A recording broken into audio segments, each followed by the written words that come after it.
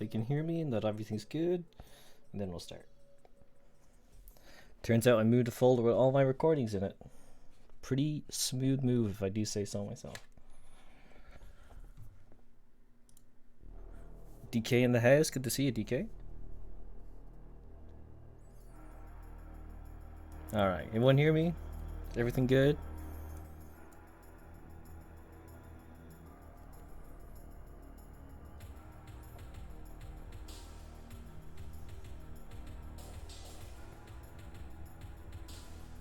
I see Black Templar in the chat. Nice, nice.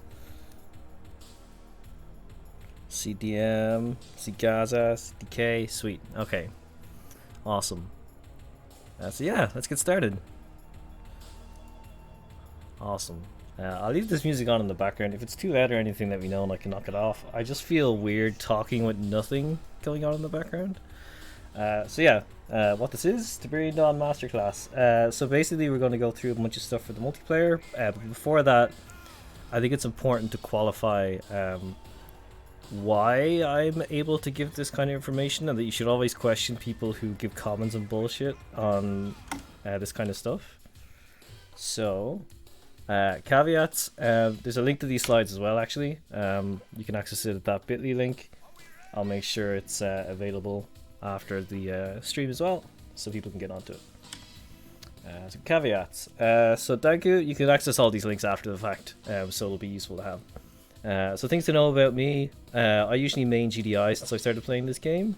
I've hosted a couple of tournaments, the Groundhog Brawls 4 and 5 for game replays, as well as the Admirals Cup, thanks to Madstar again for donating that. I've casted a load of show matches, tournament games, and ladder games throughout the seasons. There might still be some from all the way back in Season 1, but it should have definitely games from Season 2, Season 3, and Season 4. The link included here is to like all this stuff categorized on Twitch, so you can easily go through all that stuff. The nostalgia casted games are there too from Season 1. We went back and looked at all the Season 1 games from the top players. I put the VOD for that over onto YouTube, so you can easily access that. And currently I'm running the Fun Day Monday stuff and the State of Play stuff, so it's pretty cool. Just as a side note as well, in terms of my ladder rank, because that's what people are going to be wondering. You can see it all listed there. Season 1, 77, Season 2, 27, Season 3, 30, and Season 4, 39, right? Now this is just a general comment on this, but rank doesn't necessarily relate directly to your skill level. I would argue that I'm more likely in the top 15 players of this game at the moment, but it's questionable depending on the day. There's a huge amount of variation between things that I actually do on ladder versus tryharding and all this kind of stuff. So yeah, so that's some caveats. So everything that I say is going to obviously be from my perspective and personal experience playing the game. I'm not going to get everything correct. There are going to be some disagreements, I'm sure, from others in the community, and that's all fine, but this is more just to have a good starting point for people to get an idea of where to get cracking on the game. So all the stuff we're going to recover today, here it is. This is a lot of stuff, right? I will be amazed if I get through all of this. It's going to take a while.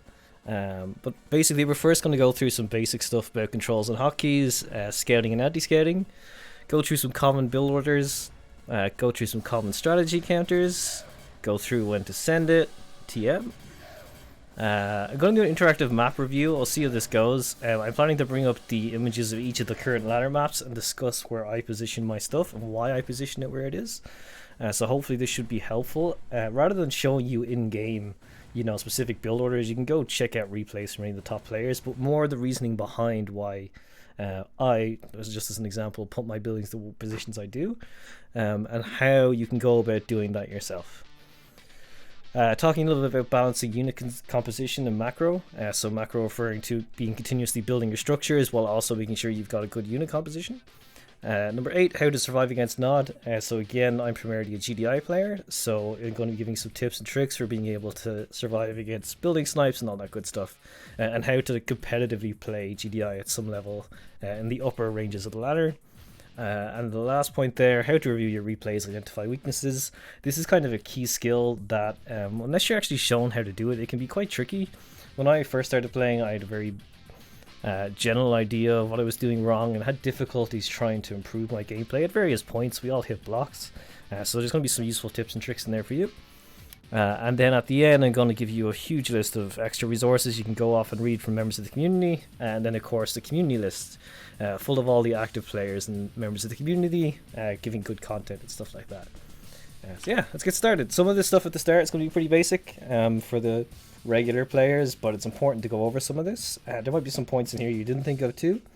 But first up, key items to do with your control options. I always make sure my health bar display is set to damaged. This lets me easily spot if everything goes low power, everything goes down 1 tick of health, and then suddenly I can see all the health bars. So that's why I do that. Right click scrolling I think is a necessity in this game. It's much faster than doing edge of the screen scrolling, so I would highly recommend that you make sure that that is enabled. It takes some getting used to, but you'll be able to move around the map much faster. As for the other options, it's kind of personal preference. Obviously unit queuing you want on. I don't think that necessarily affects multiplayer as such, because it should be on by default. Resource capacity, depending on how good your eco management is, you're rarely going to be building silos and keeping track of how much tib is in each individual refinery, but you might want to keep it on. It's a personal choice. And then as for the attack move button, it's totally up to you. All the usual classic players still use the left mouse. I use left mouse for the original games that I'm still playing, but I use right mouse for competitive just because I find it a little bit more easier coming from the StarCraft 2 side of things. Awesome. So next up, how to go about learning these things. So hotkeys are super important at a competitive level. It takes a lot of getting used to. So how to learn them is one of the good key questions. When I first started out, I didn't really use much of it aside from unit control groups, but in order to learn them, if you do want to improve on it, practice basically against the AI first is good. Just practice not using the sidebar at all with your mouse, just press hotkeys to build stuff. It's much more efficient, and you'll be able to eventually bring it into games against human players. If you find that for whatever reason some of the hotkeys are beyond your comfort zone, so you can't reach like the right side of the keyboard, like my hands are quite small, so I usually keep them on the ASDF position on the keyboard and just stay on the left hand side, so I rebind stuff to be over on that side of the keyboard. But yeah, you'll find that over time you can adjust this to your comfort. The other thing to note is that you can have different hotkeys set up by default for GDI and nod. So if, like a classic example of this, by default the war factory is bound to F, whereas the airstrip is bound to L. So you can actually rebind these accordingly if you have a preference or whatever the case is. You can also set specific hotkeys for the case where you capture your opponent's conyard and it's a different faction, for GDI players to construct a specific nod structure. I don't think you're going to use this, but it's useful to know that the customization options are there. Consider the extra mouse buttons instead of the F1 to F6 keys. We'll get into this a bit, but if you're finding the keys that are out of reach and you have extra mouse keys, most of us have. I think in 2021 it's fair to say that most mouse now have like at least 4 buttons on them, left click, right click, and usually 2 on the side. It's usually a good idea to use those 2 buttons, so bear that in mind. Consider rebinding spacebar. So for skirmish and campaign, it's great to be able to toggle between the modern and retro graphics, but this is such a easily accessible button. I would definitely consider that you rebind this to something more practical. Some players use it for the home key to go back to their construction yard. Others might use it for specific structures that they build a lot of. I currently have it bound to Humvees because I was trying to do a challenge. So there's a whole bunch of different stuff you can consider there. Also, I would suggest that you consider mapping sandbags to a key. By default, none of the walls in the game are actually bound to a specific structure. So what you would want to do is at least have sandbags on something. I think I currently have sandbags on K as GDI because it's not mapped to anything else. Blues are asking, what do you have on space? So at the moment, Humvees. I would ideally put my home conyard there if I was learning from scratch. And yeah, and what to prioritize in terms of learning your hotkeys and stuff. So control groups, I would say, is the first thing to go to. So when you select a bunch of units, you can hit control and one of the number keys up to 9. So 1, 2, 3, 4, 5, 6, 7, 8, 9. 0, I think, works as well. I haven't tried it. But this will basically allow you to quickly access groups of units. So I definitely recommend that. So after you press control and 1, it'll set the group. Then you just press 1 and it'll highlight that group of units. Structure hotkeys would be next in the priority queue. So by default, some of them are listed out here. I actually use quite a lot of the defaults as it is. I didn't change much of this, but I learned as I went along. If you're coming from a different RTS, you might want to consider remapping some of this stuff. So D for power plant, M for refinery, U for silo, F for war factory, yada yada. You get used to this with practice, right? So the more frequent buildings like a power plant and then racks are going to be the first things you kind of use, right? Funnily enough, I don't think I actually have a barracks listed here. It's C by default. Then the next thing, once you've gotten used to control groups and structure hotkeys, I would suggest is map hotkeys. So similar to your control groups, if you double tap, let's say you have control group 1 set up and you double tap 1, the screen will focus in on that section of the map. You can similarly set map hotkeys in the same way. When starting out, a good way to get used to this is setting them on the 4 corners of the map, so then you can quickly shift between them instead of having to scroll all the way across. So similar to your control groups, you go to a section of the map, hit control on one of the F1 keys, F2 key, F3, and then after that point, once you hit F1, F2, it'll zip you straight to that section of the map. Yeah, so then once you've gotten kind of used to that, you can probably go on and look at unit hotkeys. This is just from my experience. I still don't use unit hotkeys for producing. It would make me a little bit faster, but I find that they're a lower priority to know and to be able to build, right? So yeah, that's just my own personal suggestion in terms of priority here. You could argue unit hotkeys before map hotkeys if you want to get really efficient at it, but each to their own. So one of the questions that was kind of asked was in terms of how to set up effective unit control groups. It's a difficult question to answer because it's very dependent on situations. There's some key questions that are useful to consider, which I have here. Are you in a situation that you need to separate your infantry and tanks? So this is useful if you have a bunch of infantry and tanks together and a flame tank is coming at you. If you have all your infantry on hotkey 1 and all your tanks on hotkey 2, then you can hit 1, move them out of the way and keep the tanks forward. Are you in a situation where you have multiple armies across the map? So you might have like a couple of medium tanks and grenadiers at the top of the map and some at the bottom. You might set those as a bulk thing together as one control group. And the other consideration is how good your APM is, or your actions per minute.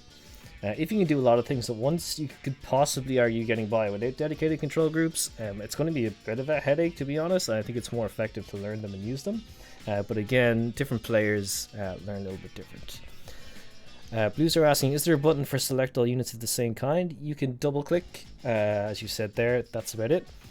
You can select all units on your current screen by pressing A by default, all combat units that is, or you can press Control and A by default and it'll select all combat units across the map. So yeah, when you are getting used to using unit control groups, I would suggest sticking with a small number. Most players I think only use between 1, 2, 3 and 4 for their hotkey groups. If you can use more, great. Personally speaking, I tend to use hotkey 4 for any air units I have. I use usually 1 and 2 for any of the small armies I have, and at the very start of a game I might set my scouts to 1, 2, 3, 4 just so I can quickly zip to where they currently are at and be able to micro them a bit more effectively across the map. Cool. So that's the first point. 1 down. On to the next one.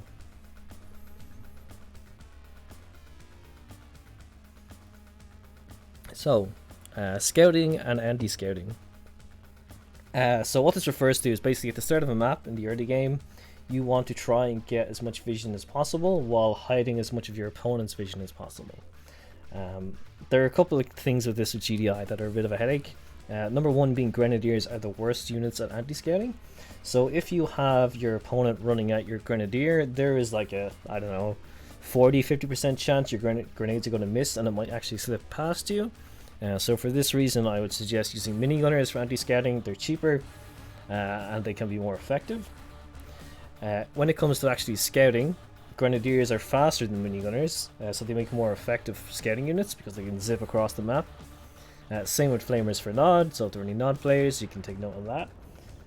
Common mistakes tend to be investing a lot of money in scouts and anti-scouts early in the game and not getting your money's worth. Because they get grinded up by a non-Apache or just by general units on the field, right? I would suggest that you start off with a low number of scouts, possibly one for each corner, and then invest in a couple of units for anti-scouting. You probably don't realistically want to spend more than 10 units worth for scouting and anti-scouting combined at the early game. That's a rough estimate, but should give you an idea. Anti-scouting unimportant areas is also a common mistake. Try and anti-scout as much of the map by holding the smallest number of choke points possible. We'll show a little bit of this when we go towards looking at the individual maps. But yeah. In terms of priority, in GDI mirrors, I would suggest prioritizing scouting and anti-scouting. You don't want your opponent to see what tech choices you make, and you want to make sure you can see what your opponent is actually teching towards so you can react. In GDI v Nod, I would suggest prioritizing scouting.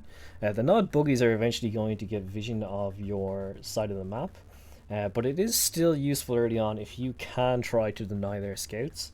This there tends to be a bit of a headache situation where if they scout your entire base and have an Apache, they can obviously come in. As soon as you build units at your Raxes, they can come and attack you.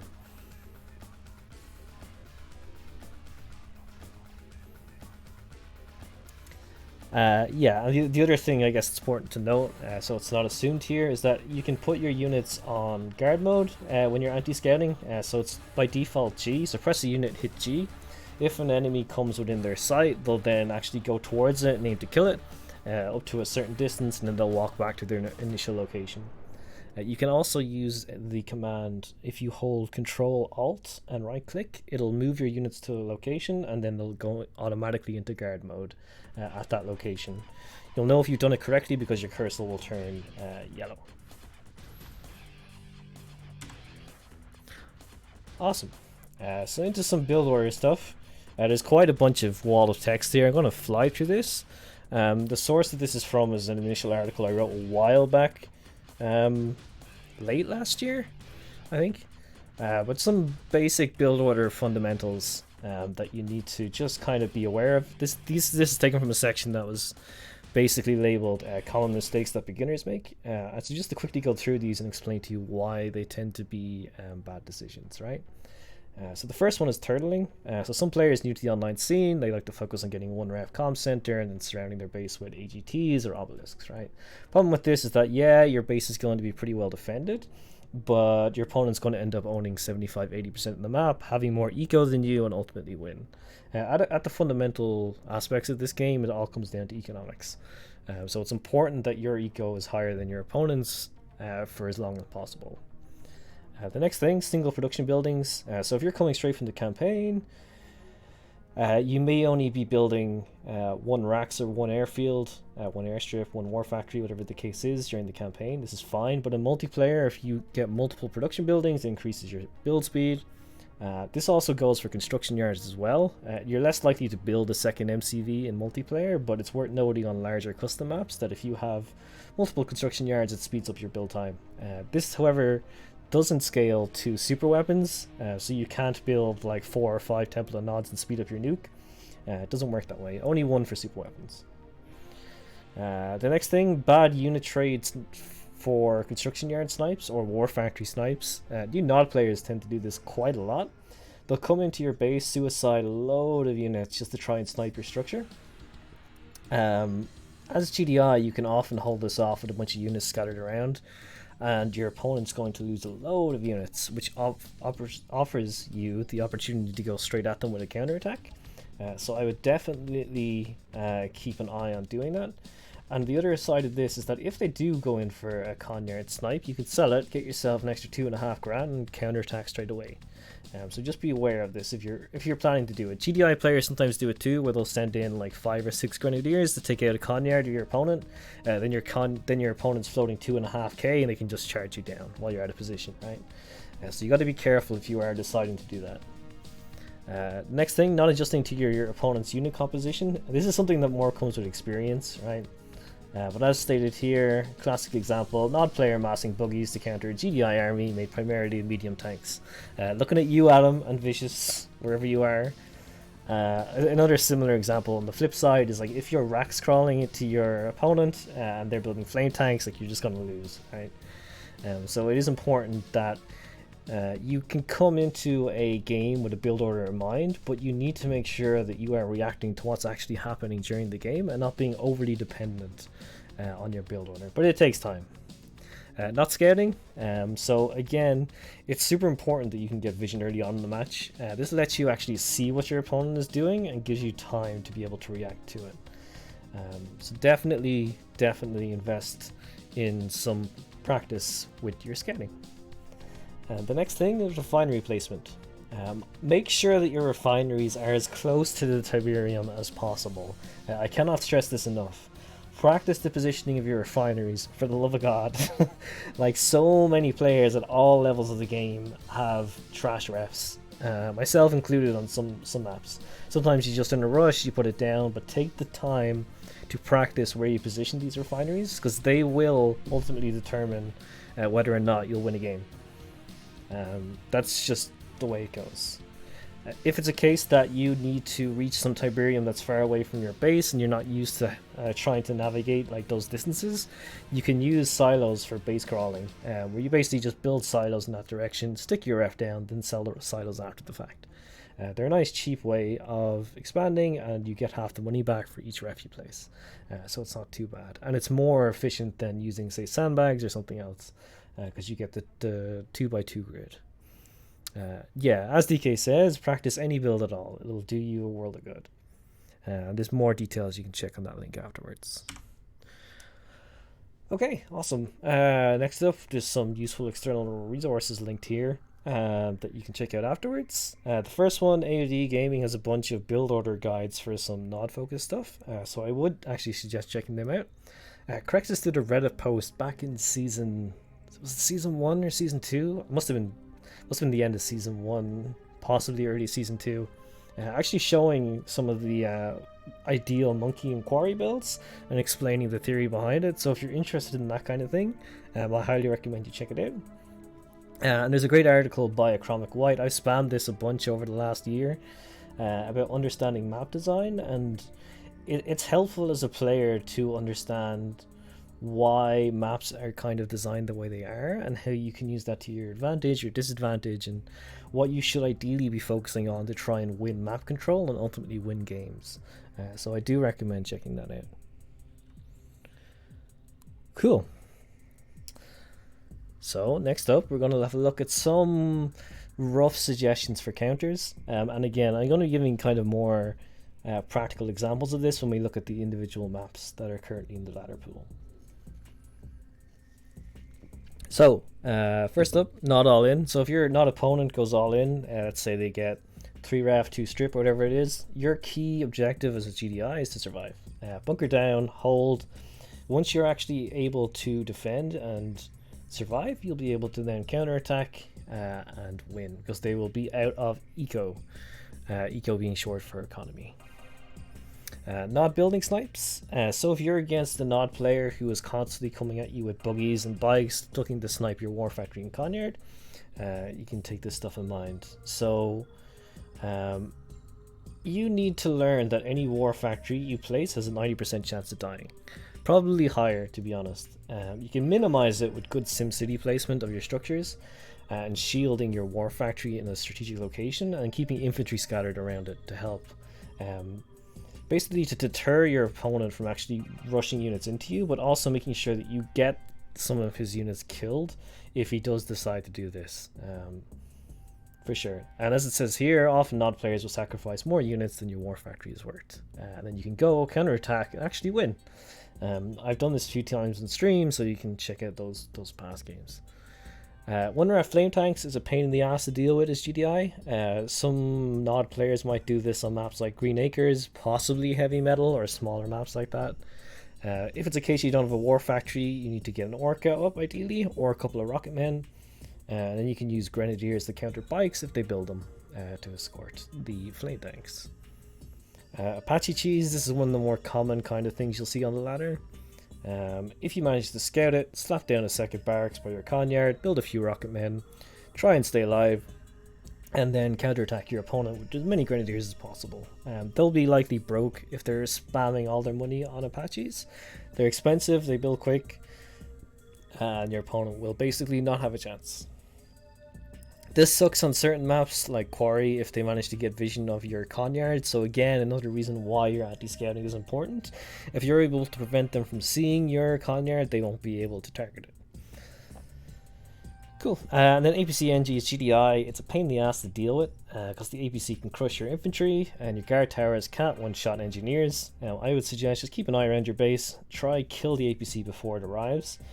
You might want to invest in an orc if you think you can take it out before the time it gets to your base, but it depends on the game. And as it says here, you're better off selling your structures before they capture them. Let you get the eco money from it instead of them, right? This is absolutely important. Yeah, and also keep in mind that even if they go for your Conyard or your War Factory and you hold it, they are likely to just redirect to a different structure. Anyone who's played in Season 1 is more than familiar with these pains, but as newish players you may not be familiar with how to deal with this stuff, or may not be expecting, oh hey, I managed to defend my Conyard only for them to take, I don't know, 3 or 4 refs on the other side of your base, right? It sucks. But keep fighting the good fight. Next up, GDI mirror matchups. Okay, so in most GDI mirrors, best model I would suggest to follow is to keep expanding refs until your opponent has made a tech choice. You can focus on Grens while you're waiting and keep putting pressure on your opponent with a couple of small groups. But once you've spotted that your opponent has made a tech choice, I suggest following this rock, paper, scissors model. Now this is kind of debatable on your execution level versus skill level versus a whole other bunch of factors, but as a general rule of thumb, medium tanks are going to beat an AGT. Orcas should beat tanks. 5 Orcas kills a War Factory, 4 kills it if they don't repair it. AGT can beat Grenadiers as static defense. Grenadiers are also pretty useful to try and counter them, but it's going to take a lot of micro, so depending on your skill level, you might miss out if you stick with those. Grenadiers tend to beat Orca. Now obviously they can't shoot up in the air, right? But this is in terms of strategy. So you can build a couple of rocket men to take out the Orca as they attack your base, and you can just flood Grens into your opponent. Very similar to the Apache all-in kind of a counter here. And then of course I put in here AOD's controversial theory that mammoths counter Orcas. I'll let you try experiment with that and see how you get on. AOD has had great success doing this against me, but I suggest that this won't work against higher level players, especially if you micro your orcas. But yeah, as I say, it's a controversial theory in the community. As it says here, if your opponent goes heavy on the tanks, you can build orcas and rocketmen, which should counter it. If your opponent goes AGT, you can opt to go for War Factory and tanks. If your opponent goes Orcas, keep a few Rocketmen, as it says here, and flood in with Grenadiers. Another note it has here is that it may be tempting to build AGTs to counter Orcas. I would suggest not doing this, because usually it'll only target one Orca, and the rest can just be microed in and take out your AGT. So usually it's not a successful strategy. AOD with the humble brag, 100% win rate using mammoths to counter orcas. Love it, AOD, love it. Okay, cool. So common strategies for GDI builds. So just to briefly mention what each of these are all relatively common builds. So the most common is probably the Send It, right? The 3-4 ref, 2 War Factory all-in. So focus on getting the refineries, then you get your 2 War Factories set up, sell the Conyard, use the 2.5 grand to build a shit ton of tanks and grenadiers and just charge at your opponent. Obviously the pros of this, it's going to be quite scary for your opponent to deal with. The cons of this, if they hold off your initial attack, you're screwed. The Rax Crawl, or Barracks Crawl if you like. Basically you want to set up your Sim City in a way that you're building towards your opponent's base, often with silos and Raxes. If you're against a not opponent, it can be very helpful too to use guard towers alongside your barrackses. To snipe any flamers in front of your Rax entrances. This will let you flood Grens into your opponent's base and basically win. AGT Rush, similar to the Rax Crawl. Basically you're building into your opponent's base, but you want to set up an AGT in front to deal damage. Not listening to that track.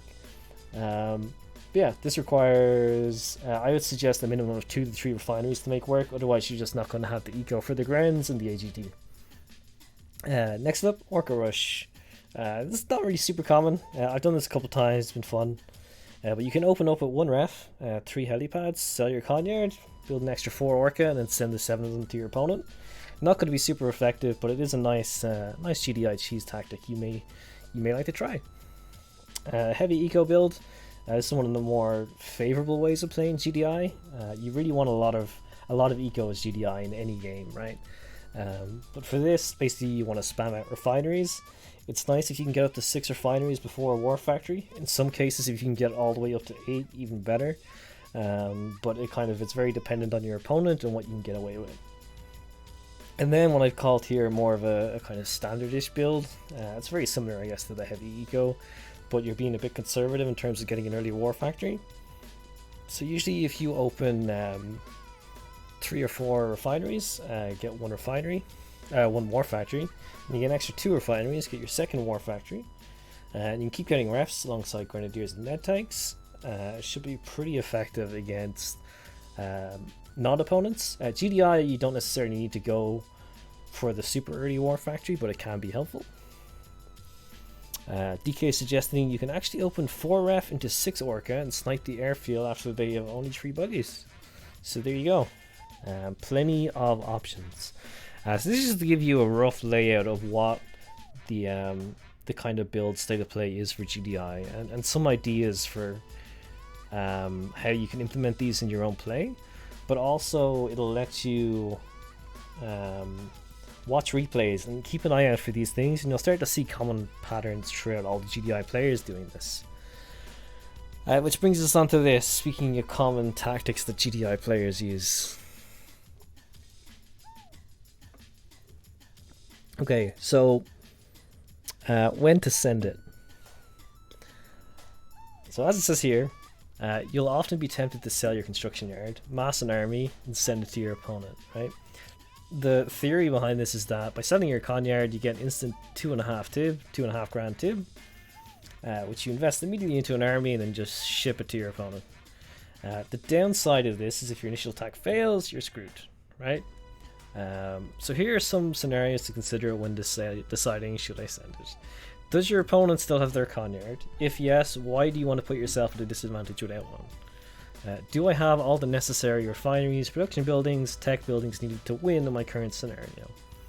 Will these nod units attacking me kill my con yard now? If yes, sell. Be careful of not falling into a trap or waiting a second too late to sell your con yard. Selling early is okay if you do it in a calculated manner.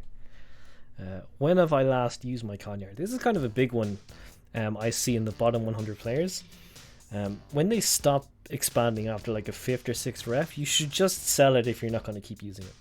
But as it says here, if you haven't built anything in over a minute, it's likely you should sell. Having an idle CY is a bad sign, unless you're expecting to need to build last-second defensive structures like turrets. Can I win with this extra 2,500 tib at this point in time, or should I wait? Right? I would tend to be in agreement with Kira in the chat that you shouldn't sell it, except for on certain maps, but we'll get into that in a bit. As it actually notes here too, I forgot I wrote this, in most cases selling your con yard is not the solution. Many GDI players will build a strategy around going 3 ref 2 war factory or 4 ref 2 war factory. Looking at you, DM, I know you're out there. While this can yield results against unprepared victims, at a higher level you are likely to lose against opponents who hold out with 1 war factory, orcas, no con yard cell, or similar. By those opponents, it's limited to like, I don't know, less than 10 people on the ladder at the moment, but at that level you can't get away with doing that. Yeah, this is going to be kind of cool. I'm not sure how this is going to go. I'm kind of excited to do this, but yeah, let's see. So the idea for this is that I'm going to bring up a map of each of the current maps on ladder and explain my build orders and why I position stuff where it is, and also key things that you should look out for. So let me switch over to Krita. I need to flip these a little bit. Put this here, this over here. Sweet. Okay, so you can all see this, right? Nice. Cool. Go to ink. Cool. All right. So we're going to do these in order of alphabet. It's just so I don't forget which one I'm on. So first up, we're going to look at elevation, right? So I have maybe 3 build orders I do on this, and I'm just going to talk about how I do them, right? So first up, I'm going to just mark where the MCV spot. So by default, you start here and here, right? That's pretty much unarguable. So there are 3 moves I do. The first move I will do is deploying my MCV right here, below the bricks or similar here. So move the Conyard up. I think it's like 4 or 5 tiles. Deploy here, and I'm going to use a specific legend when I'm writing stuff here, and I'll explain it as I go. But it's basically just going to be the default hotkeys. But you'll get the hang of it, hopefully. So first thing I'm going to do after the Conyard deploy, I'm just going to focus on the left-hand side first. Is build a power plant, so that's going to be marked here with a P, then build a racks here, and then build a refinery here, right? This is going to be my first one. I guess an ideal thing to look at before we continue further is the actual tib available on the map and why I would want to go up instead of going down, right? The best way to look at any of these maps is in terms of the Tiberium spread. So ideally speaking, you want a ratio of 1 ref to 25 tib squares, which is like a 5x5 square grid, right? So if I'm looking at a map like this, the first thing I should really be considering, if I've never seen this map before, right, is what kind of quantity of refs can I get on each of these tib fields? So at just a glance, I would say I could probably get 1 ref here, so there's about 25 squares. A tib here, 1 here, probably 1 here, 1 here, probably 1 here, 1 here. These ones up here, because they're curved, you can see there's about 25 here and a little bit extra here. I would say that this is 2, and this is probably a 2. Similarly, mirrored down here, this is a 2 and this is a 2, right?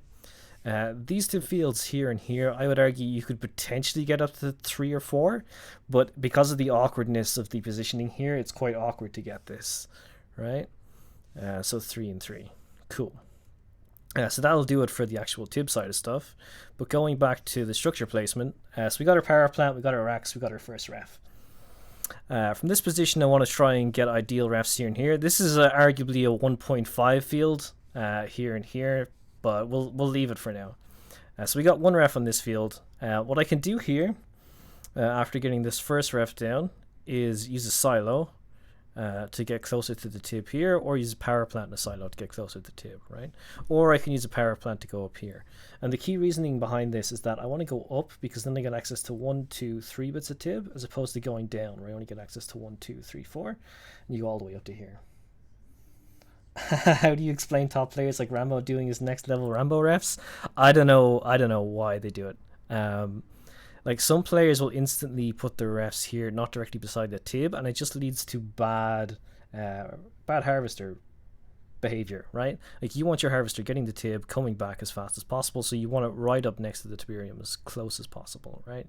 They tend to move on diagonal locations. If you look at the achromic white resource that I linked on the slides afterwards, you can actually see what the initial harvester AI patterns looked like. It's a bit different now, but you'll get the idea. So this is one build I do: Conyard, deploy, power plant, racks, refinery, right? Then what I can do next is go for a power plant here, get a refinery nearly up against this tib, get a silo here, and get a second refinery up against this tib, right? Some players don't like using the silo because it costs a bit of money, but that's the way it is. So here we have 3 ref. So now we have to make an assumption, right? Are we against a GDI player or against a not opponent? We're going to assume for the case of this that it's against Nod, right? So we now have 3 refs in position. We want to go up the way. So we can actually get a power plant here, which will, with the way that this map is spread out, you'll actually be able to get away with 2 refs up here from this. So this will actually take you to a total of 5 refs. This is just the standard-ish kind of build I would tend to do on this map if I'm going this direction. So 2 refs here, 1 here, 1 here, 1 here. After this, I would make sure to get a racks positioned here so that if the opponent does decide to come in up towards here, it's going to have a hard time getting into the refs here because I can get a bunch of grenadiers set up quickly. Also, it lets me get a factory positioned nice and tucked in here so that if he tries to snipe the war factory, he can't really take it from the top because it's going to have Grens raining down here. He can't really take it from this direction either because I can have Grens coming up from here, right? So it's a pretty nice position to be in as a GDI player. The reason why I wouldn't be tempted to initially expand out to here is because your opponent's likely to be able to get his buggies and bikes and everything else up to here at this point and attack in. So trying to hold this position or this position is quite difficult because the Nod player has easy access here and easy access here. Instead, at this point, I'd be inclined to start crawling downwards. So I'd be inclined to do something like a power plant here, and then maybe a couple of silos, and then get 2 refs down here. And then I would need to get a second factory set up at this point. So I would likely try and position this in such a way that I can get the factory positioned here behind the wall here and potentially get a Rex here. It is a little bit faster, just as a note, on some builds to actually go out this way and down as opposed to going around the back. So you can get like your ref here, get a power plant, get a rack set up, and then a couple silos backwards, or you can curve in and go straight to here. But this is basically one approach to it, right? So this is with the Conyard moving up and deploying straight here. So let's have a look at a second one. In this case, I'm just going to move up 2 tiles and deploy here, right? This actually lets me get a power plant, a racks positioned here, and 2 refs neatly against the tip here, which is super useful. It also lets me get a power plant here and 2 more refs up here. This is a quick 4 refs that I have straight away, and actually positions me in a way that I'm actually quite far forward here, which is nice. This is super useful against GDI opponents on this map because you can then press in here and get more eco before they manage to continue their crawl all the way up here.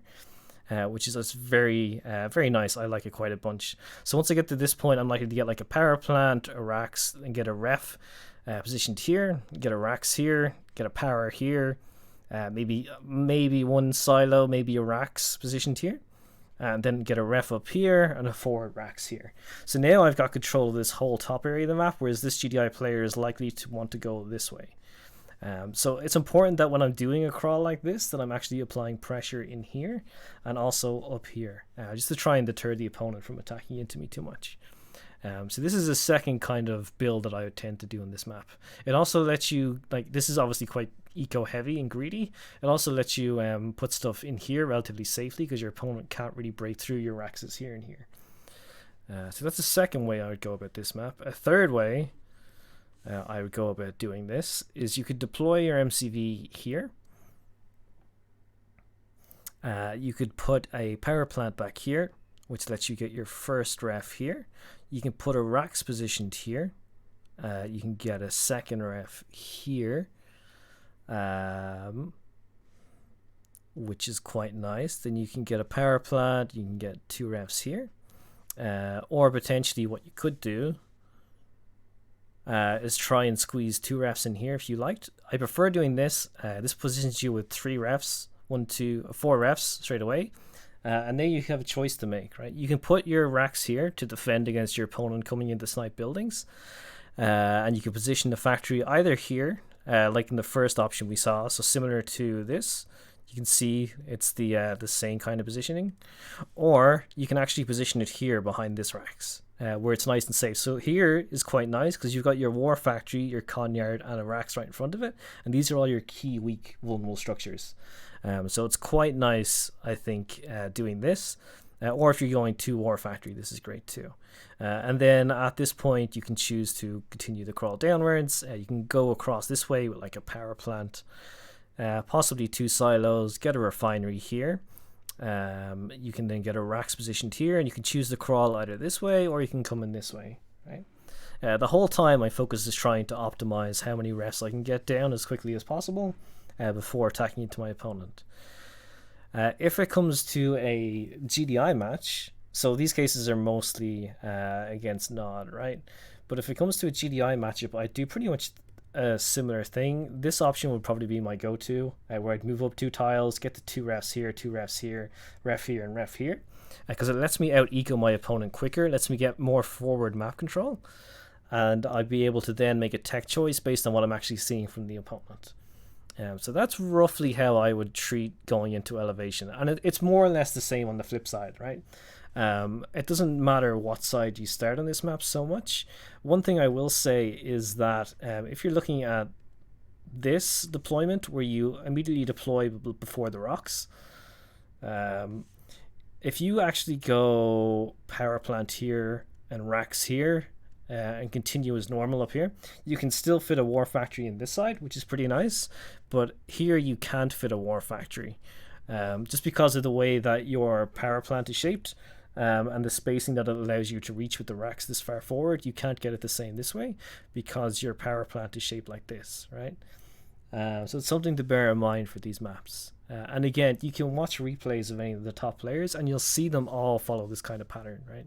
They're always going to focus on getting the forward, the refs set up here, and then they'll make a decision at this point whether or not to crawl downwards and take the tip here or go upwards and take the tip here and here. In the very late game, you start to come into situations where getting control of these tip fields is more important. But for the majority of players, I would focus on just getting this stuff down, right? Get your refs right up next to the tip. Decide how many refs you want on each tip field, and what way you're going to construct your strategy around this. Are you going to go 3 ref war factory, 4 ref war factory? What makes more sense in terms of your crawl? Do you want to focus on getting more eco before your production up? Do you want to focus on trying to do something else, right? One more thing I'll point out on this map, in terms of scouting and anti-scouting, what a lot of players tend to do what a lot of players tend to do is put anti-scouts here, here, here, and here. But what this ends up doing is that your opponent can just get full vision of this and get full vision of this, right?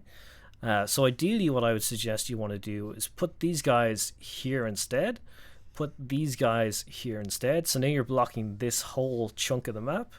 And similar with down here, if you can put these guys here instead and put these guys here instead, right? This is much better because now your opponent might, if you can successfully deny the vision here and here, your opponent won't know what you're doing, right? They're not going to know if you're going up the way or if you're going down the way. So it's going to be quite a interesting experience for you, right? So I definitely suggest you holding at these choke points instead of these choke points. And then you can hold the middle tib fields as well. So yeah, that'll do it more or less just as a quick overview of my builds on this map. Again, you can watch the replays for most of the quick match games I do. I tend to follow most of those builds. So that should give you an idea of things in terms of, tib awareness, where to put structures, why to put structures where you do. Trying to leverage like the actual terrain of the map. So for stuff like this, being able to use a racks here to get a successful choke blocked here, so this war factory is safe, is good. You want to try and make sure you can capitalize on this as GDI. Otherwise, if you've like a war factory like slap bang in the center here, your not opponent's just going to come in and wipe it out, right? You don't stand a chance. So it's very important you keep an eye out for how players are doing these things on these maps. Cool. So that's elevation. Next up, we got Green Acres. Green Acres has a lot of spawn options. So you can start spawns here, here, here, here, here, or here on ladder, I believe. That looks correct to me. Okay. So first we're going to just go with top left versus top right. So we're going to assume this versus this, right? First thing I would do, move the Conyard over to here and deploy next to this tib in such a way that you can get a refinery positioned here. After your power plant, which you can position here, you get a power plant racks. You can forward yourself to get a refinery here. You can position this a little bit better so your refinery is positioned like here. You can get a second refinery here, so now this is going here, this is going here, this is going here, and then you can use power plants to come up here and get a refinery back here to get this tip, right? Another important thing I guess to look at for this is in terms of the tib fields, similar to last time. So I would say that this tib field up here is a 1.5. This is like a, well, it's more like a 0.5, not a 1.5. Um, they're pretty painful.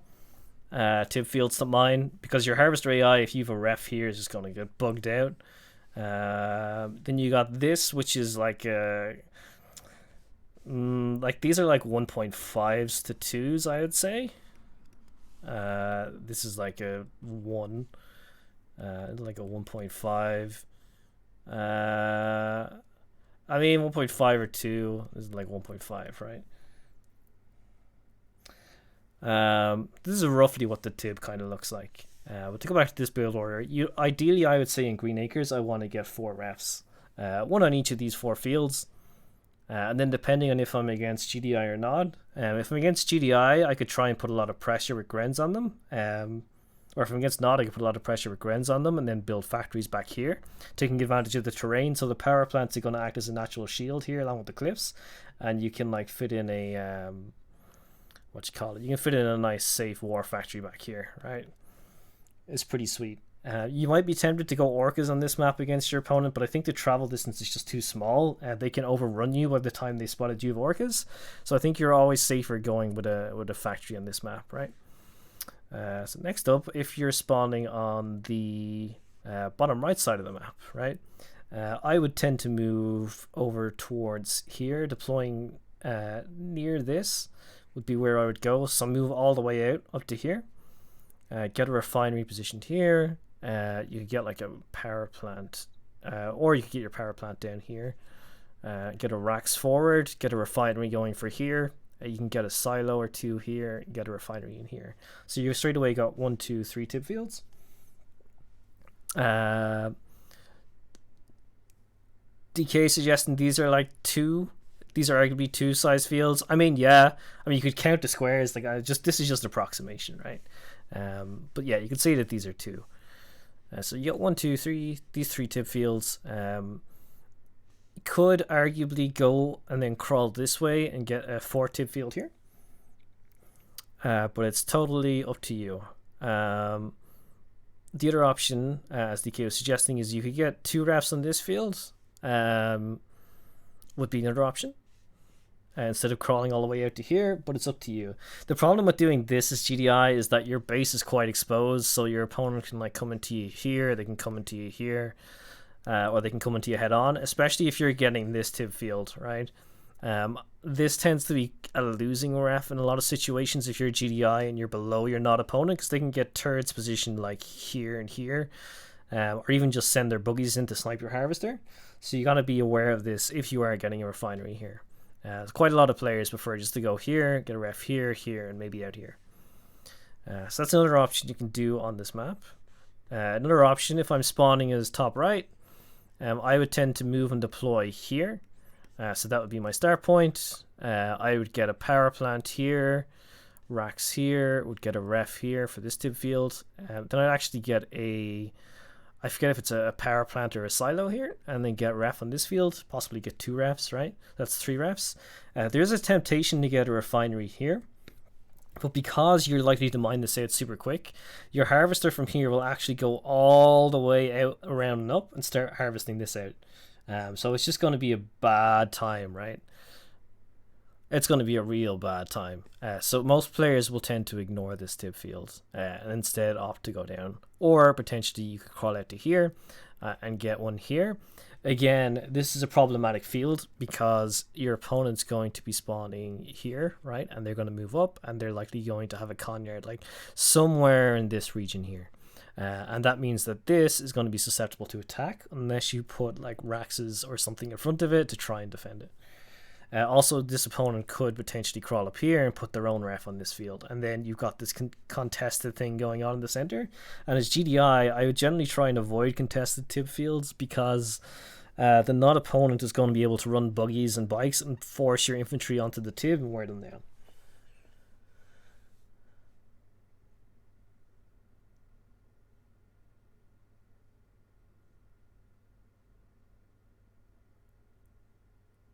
If you want 4 refs, I guess you need to take the top right. Yeah, if you want more, like, I'll often end up getting a ref here. To be honest, when I'm actually playing, I'll go 1, one here, second one here, probably put my third one here, and then depending on how the game's going, get my fourth one here and here.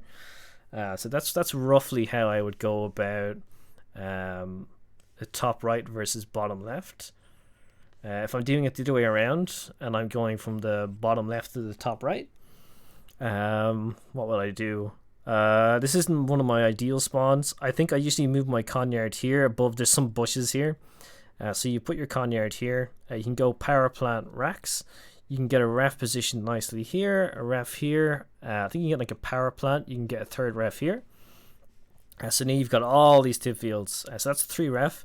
I usually like to try and split my refs if I'm getting 2 on this backfield. So I might do a couple of silos to get a ref position down here. So we'll say silo ref. So that's 4 refs that I got there. I also have the option of continuing this crawl upwards. I could use power plants to get in a good position to get a ref up here. This isn't. I would prefer this tip field to this tip field if I had a choice between the two. And this is more secure than this is, right? Meanwhile, the opponent's going to be coming from here. They're likely to be deployed somewhere around here and coming in this way. So again, you need to be careful about this contested tip field. Consider putting a racks forward and potentially being greedy and trying to contest this, but they're going to have rights to it. So you got to be careful. Cool. That brings us to... what ones have we done? We've done this as top left. Top v bottom. I'm only going to really show one of each spawn here because this is, we got a bunch of maps to get through. Cool. So as the top spawn is GDI, so it's spawning here. I'd want to deploy in the choke. I usually like to line it up here so that I can get a raf position nicely here to get the tib. Usually get a power plant racks out to here, get a ref.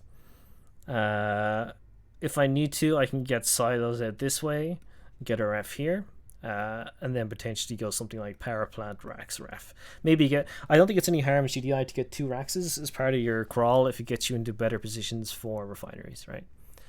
So yeah, here you got 4 ref situation going on, and then you can slip your war factories in the back here where they're nice and secure. So that's another way you can go about it from top to bottom. If I'm spawning on the bottom of the map, it's a little bit different, right? So if I'm spawning here, I will deploy here and get my first ref potentially back here. So this is nice if you line it up correctly with this edge. You can get a nice ref back here, very safe and secure. And there is a tree here, which kind of forces you to decide if you want to go this way or want to go this way. What I do is go this way. Most players will go this way, but just from my experience, I like going this way. I get a power plant, I get a racks, and I get a ref. Then I get a silo here, sometimes 2, and then get a ref here. So that's 1, 2, 3 refs. And this gives me an option now to decide what am I going to do for my 4th ref. The temptation is to try and take this field. Have 1 on each field is usually good, but the opponent's coming from above, so they're going to have advantage here. This is by all rights their field by default, so if you are going to try get a ref up here, you're going to want to take it, right? So what you could do is go like power plant, silo, get a racks position somewhere here, and be aggressive into whatever refs they got going on, or set up your own refinery here too, and then try and dominate this, right? But this is going to be very tricky to pull off if you manage to get this far with your base crawl. Instead, what you might want to do is just get 2 refs on this field at this PowerPoint plant here. Just get a second ref and just be like, screw it, there's my 4 refs, get my war factory back here, and then just send it, right? Again, taking advantage of the natural terrain in the map, using these cliffs to try and obfuscate the opponent coming in and just sniping our structure straight away is quite nice. Like for a GDI, Green Acres is pretty sweet because you can do a lot of Gren pushes, and the opponent's not going to be able to do a lot in terms of holding it because it's such a small map, right? But if you are forced to build a factory, it can be nice and tightly secured in here. There's only like a 2 or 3 tile gap that they have to maneuver through here, so you can hold this with infantry or with tanks, right? So that's also cool. So yeah, that's all the key spawns. One other thing that you can do as the top left spawn that I've done very rarely on occasion, from here instead of going over to here, which is usually the default, is that you can go straight down to like here.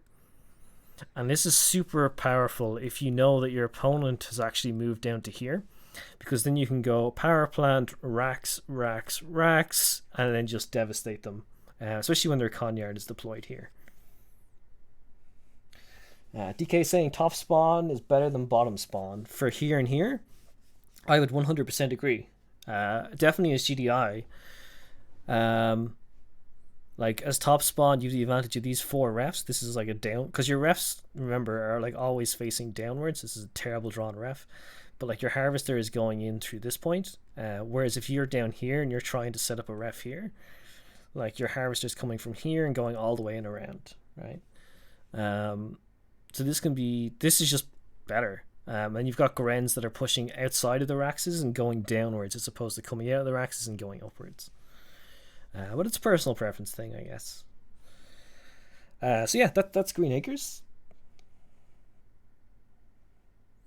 No love for Mammoth Tanks in your Masterclass. Sakura, I see you. Mammoth Tanks, the problem with Mammoth Tanks in competitive play is that when it comes to expense, a medium tank is 800 and a mammoth tank is 1500, I think. Possibly less. I don't recall offhand, but 2 medium tanks are often a better investment than a mammoth tank because they're faster to move. They cost less, so they build faster. One mammoth can beat 2 med tanks. The problem with that is 1-on-1, sure, but you're likely going to be microing them, right? So when your tanks are actually moving, they take less damage, and your mammoth can't focus on 2 tanks at once, right? And because the mammoths are faster than it, they can just go in an orbit around it and potentially kill it. Yeah, exactly as Med says there. Not with micro. But anyway, on to the next map. Heavy Metal, probably my favorite map to build on at the moment. There's 4 spawn points on this map, so it's cross spawns and quick match. Do I know how to use the mammoth missile? I do indeed. What you need to do is point your turret away from the opponent first, and then attack the other way. Your turret just has to be facing the opposite direction of where you want to shoot, and then it'll fire the missile. But yeah, so let's start with top left. So I'm spawning, let me go back. Before that, let's have a look at the tib situation here again. Okay, this is something that kind of surprised me when I actually looked at this. For so long, I was mixing up my refs on these fields. Like, I kind of was indistinguishable between where should I stick my 2 ref versus my 1 ref. So what I tend to look at these tib fields as is this is a 2 ref field, this is a 2 ref field, this is a 1 ref field, this is a 1 ref field, this is a 2 ref field, this is a 2 ref field, this is a 2 ref field, this is a 2 ref field. And when you get to the corners, it's a little bit interesting, right? You're only realistically going to get in at these from one angle. It's unlikely you're going to get into both. I would say that these are actually 3 ref fields, but you're unlikely to get a 3rd ref positioned in here. But I'd say there's there's definitely more tip here than there is here, right? So it is something we're considering, but you can only realistically fit 2 refs in these little chokes that they have set up. Cool. So, as GDI, I'm spawned here. I would move as far as this little doodad and deploy directly below it. Then what I do is build my racks above and my power below. The reason I always enjoy putting the racks above my Conyard, because when I produce units, they go down and they're able to protect the Conyard. If my power plant's up here, my racks is here, and I got units coming in attacking the Conyard, they have to move all the way around. So I always usually have my racks above my Conyard. So this racks position here lets me get a ref perfectly against the tip here. This power plant lets me get 2 refs here. These are going to be the most optimal refs that I've found on this. It's been super effective. So there's the first 3 refs. At this point, I need to make a decision. What am I going to do? So I can pivot out this way, or I can go this way, or I can go this way. It's pretty sick, right? What I will generally do when I'm playing as GDI in this map is go this way. So I'll get a power plant, usually get a Rax, and then get 2 more ref here. If I'm going against Nod, I'll probably only get 4 ref, and then get a War Factory. If I'm going against GDI, I'll probably get more. So let's say I get my 5th ref set up here. I'll usually stick a Rax down here too to defend it in case they attack in here. So one thing you can notice here is that at all these kind of entry points, there's at least 1 Rax nearby to try and hold it. As GDI, it's always useful to have racks in vulnerable locations so that if your opponent is charging in at you, you're able to quickly reinforce it. And if you have multiple Raxes, you can build Grens faster.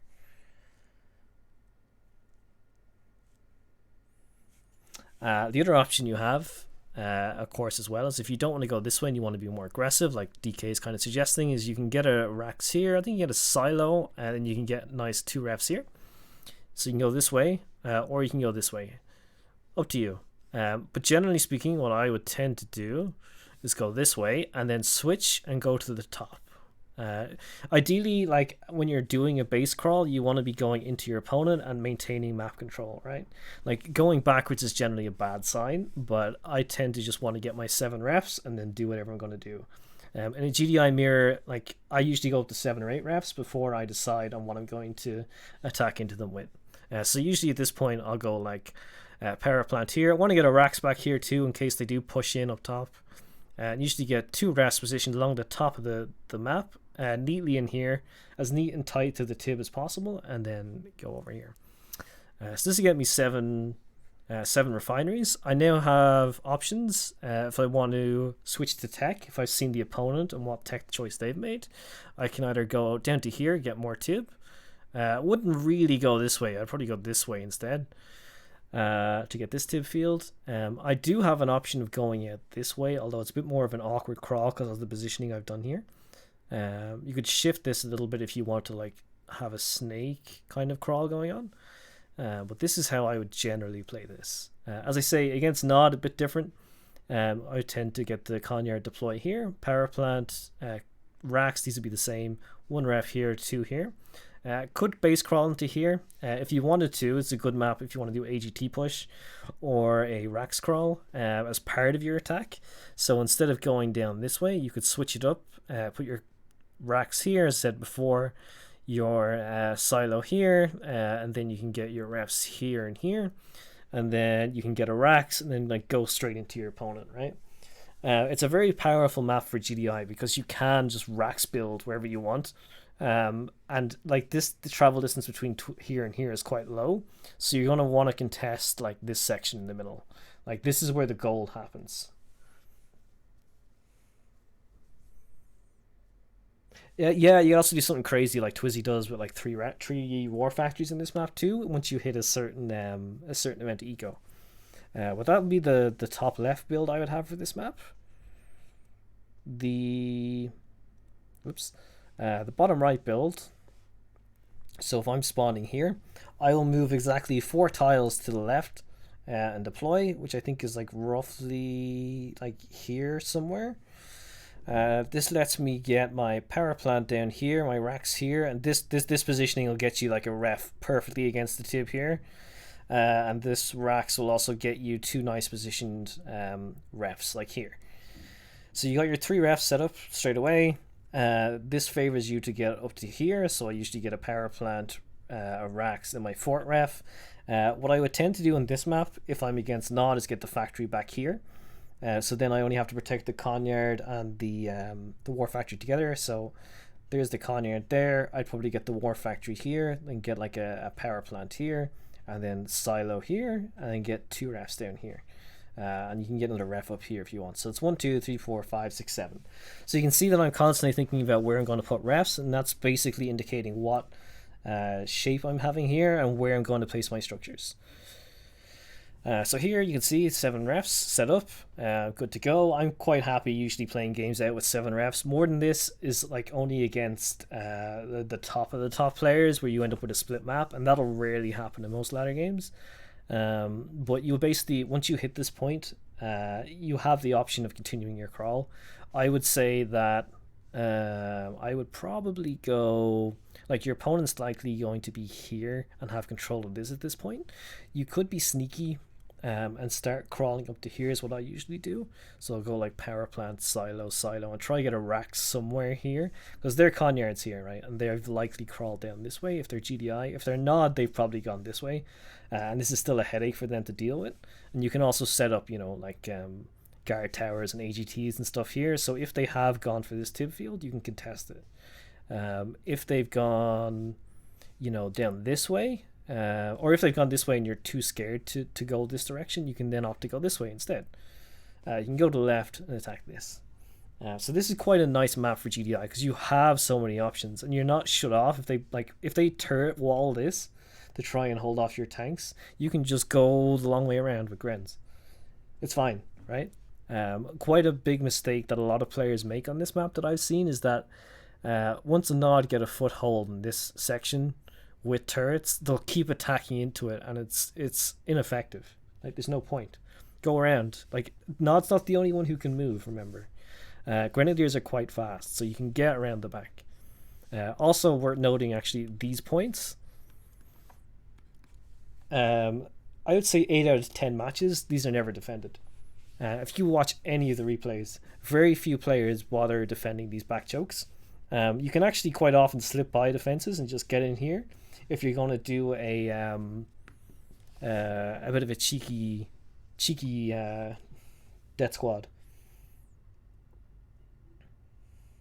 DK saying he thinks if you are not very aggressive, you lose all structures in this versus Nod. You must pin down Nod with aggressive crawler, you are in trouble. Yeah, you're not wrong, DK. Because again, like, you can control choke points here and here, but like, because it's so open and there are many options, like Nod can run in to your base like through here, they can go through here, they can go through here.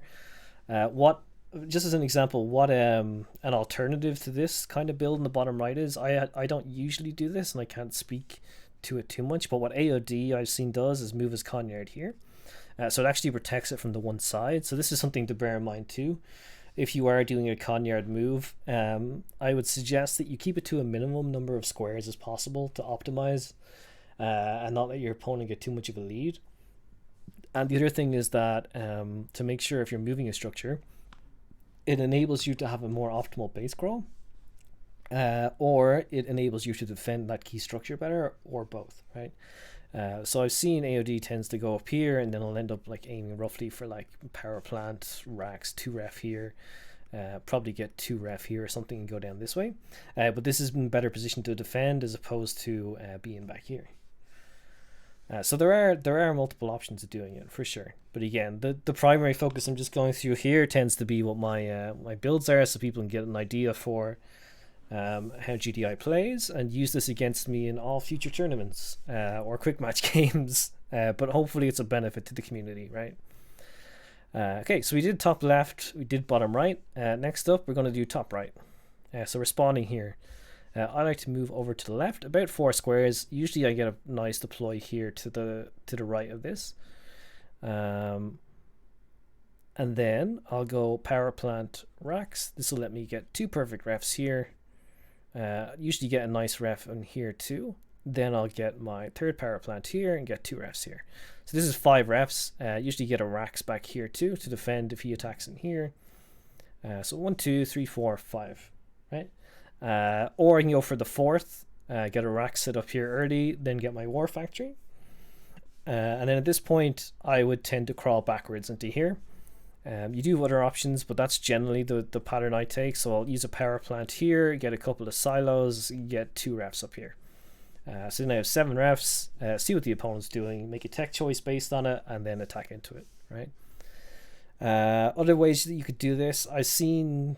was it DM used to do this a bunch? I did it a little bit too, where instead of doing that kind of a deploy strategy, you would move your Conyard down to here, and this would actually let you get access to these 2 tip fields pretty quick. So you get like a power plant here, I think, only, and you can get like 2 refs here, you can get a racks here, and you get 2 refs here, and there's your 4 refs. You're also kind of protected by this cliff, but you got to be careful because bikes can shoot over this cliff. I used to do this a little bit too. The problem I found with it is this move is too long, and it puts you further away from the tib over here, or the center. So you want to, I think you ideally always want to be moving somewhat towards the center with your move. That said, you know, I kind of mitigate it by crawling back later on, but you win some, you lose some, right? This also gives you the opportunity, I guess, from here. I've never tried this in detail, but from here you could actually continue your crawl downwards towards here. Or your other option is to go this way, right? So you do have options. So that's how the top right of this would go. The bottom left of this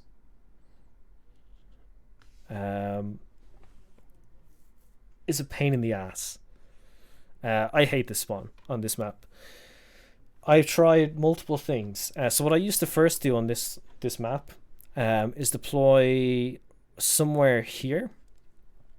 Go like power plant. I'm trying to think. Power plant. You go like ref. You want a racks up here. You can get like a racks back here as part of your crawl and get one ref here. Problem is you've got 3 refs here, and you need to get 2 on this if you're doing it, right? But to get in here in such a way that those refs aren't terrible, you have to use silos. So I think it's 3 silos I usually use here, and then get 2 refs. This is terrible. Like, these 3 silos take up so much time, and this crawl is awkward. You can set up a racks here to try and hold this, but it's just like, this is just, it's just gross, right? So the other thing that I do on this position is deploy. I think I've seen DK do this a bunch too, actually. I would deploy here. This lets me get a power plant here and a racks here. Get 1 ref here, 1 ref here. One of these isn't going to be super optimal, the other one is. This lets you get a ref here too, so that's 3 ref. Then I would get a power plant, a racks. I think you need 1 silo, and then you get 2 refs here. That's 5 refs. The problem with this is, again, you're moving away from the center, so you're giving up map control by not like building in this way, instead pushing back and doing this. Arguably these are better refs though, and that tib field's going to last way longer. Yeah, and then from this position, like, your opponents here, if they're Nod, they're going to be building this way. If they're GDI, it's kind of up in the air. They're probably also going to be building this way, so you can actually base push into them here. And the one thing I really like about this position against Nod is that you can, after these 5 refs, get your 2 war factories here with a racks in front, and this acts as a natural barrier for them attacking in this way. There's a racks here, so you're going to have Gren scattered along here. They're going to be resistant to attacking here and here. The problem with it is that the Nod player will just go down here instead and take out your Conyard. So, like, you can have great refs or great factories defended here, but your Conyard's screwed.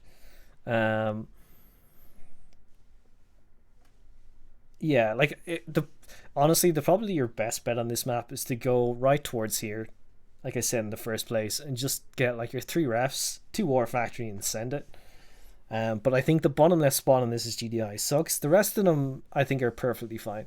I just haven't figured this out quite yet. Like, this is the best thing that I've found kind of works. So yeah, that's heavy metal. Next up. Oh boy, I need a drink.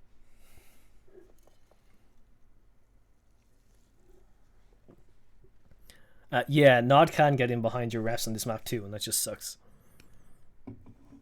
This map.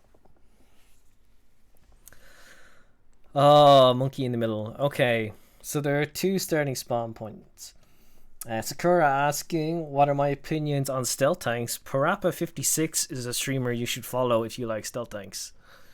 He's the only one I've seen make it work. He might get away with building 5 or 6 stealth tanks on a map like Quarry and snipe your Conyard. But apart from that, no one I've seen has pulled it off. Okay, so monkey in the middle. I hate this map so much. Okay, so first off, we're going to say GDI mirror. I'm spawning on the bottom right. I'll insta-deploy. Controversial, I know. So I'll deploy here. I'll get a power plant. I'll get my first refinery. I'll probably get a racks somewhere here. Again, just slightly above the Conyard, so I have it. I don't like putting... A lot of players you'll see will get their power plant refinery and put a racks in here. I hate doing this. This racks is just redundant. if you do that. So power plant, refinery, racks here. You can get a second refinery here. I put a power plant in here, and then get my third ref here. So up to 3 ref already. This is one of the most awkward bits to navigate in this map. You'll see nod players put a sandbag here sometimes to get a strip out here.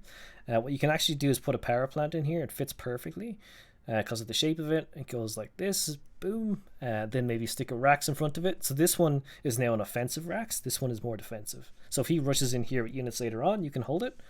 Or if he attacks in here, you're okay. So you've got that. You probably want to have 1 silo, then you can get your 4th ref up. Now you want to be having, you know, scouts seeing what your opponent is doing. They're likely crawling down this way, tends to be the standard. Or if you're against DM or someone, they're going this way with their 3 ref 2 war factory, right? So you're up to 4 refs at this point. You should have some knowledge of what your opponent is doing. You kind of need to decide what you're going to do from here. What a lot of GDI players will do is just slap down a factory here, maybe 2 factories, and then just send it. Because it's a short travel distance from here to here, and if your opponent's on the top, they'll do the DM build. If you want to play the macro game, you can then, you know, build a power plant here, get another ref set up, so now you're up to 5 ref. From here, you can, you know, get like a power plant, silo, racks here maybe, then silo all the way up, and try and take control of this. So then, like, all of this is basically yours, right? So this is only in the case of GDI Mirror. So you can go 4 ref, 2 war factories, send it. You can do this macro thing and have at least 1 war factory. You can win with orcas in this map. I've done it, but it's a little bit messy where you want to position your pads. Like, you need to be careful if you are choosing to go orca, because your orca pads will be prone to being sniped. So just bear that in mind. Cool. Yeah, so that's versus GDI in the bottom right. Versus Nod in the bottom right, there's a different story. So if I'm against Nod on the bottom right, I'll move my Conyard.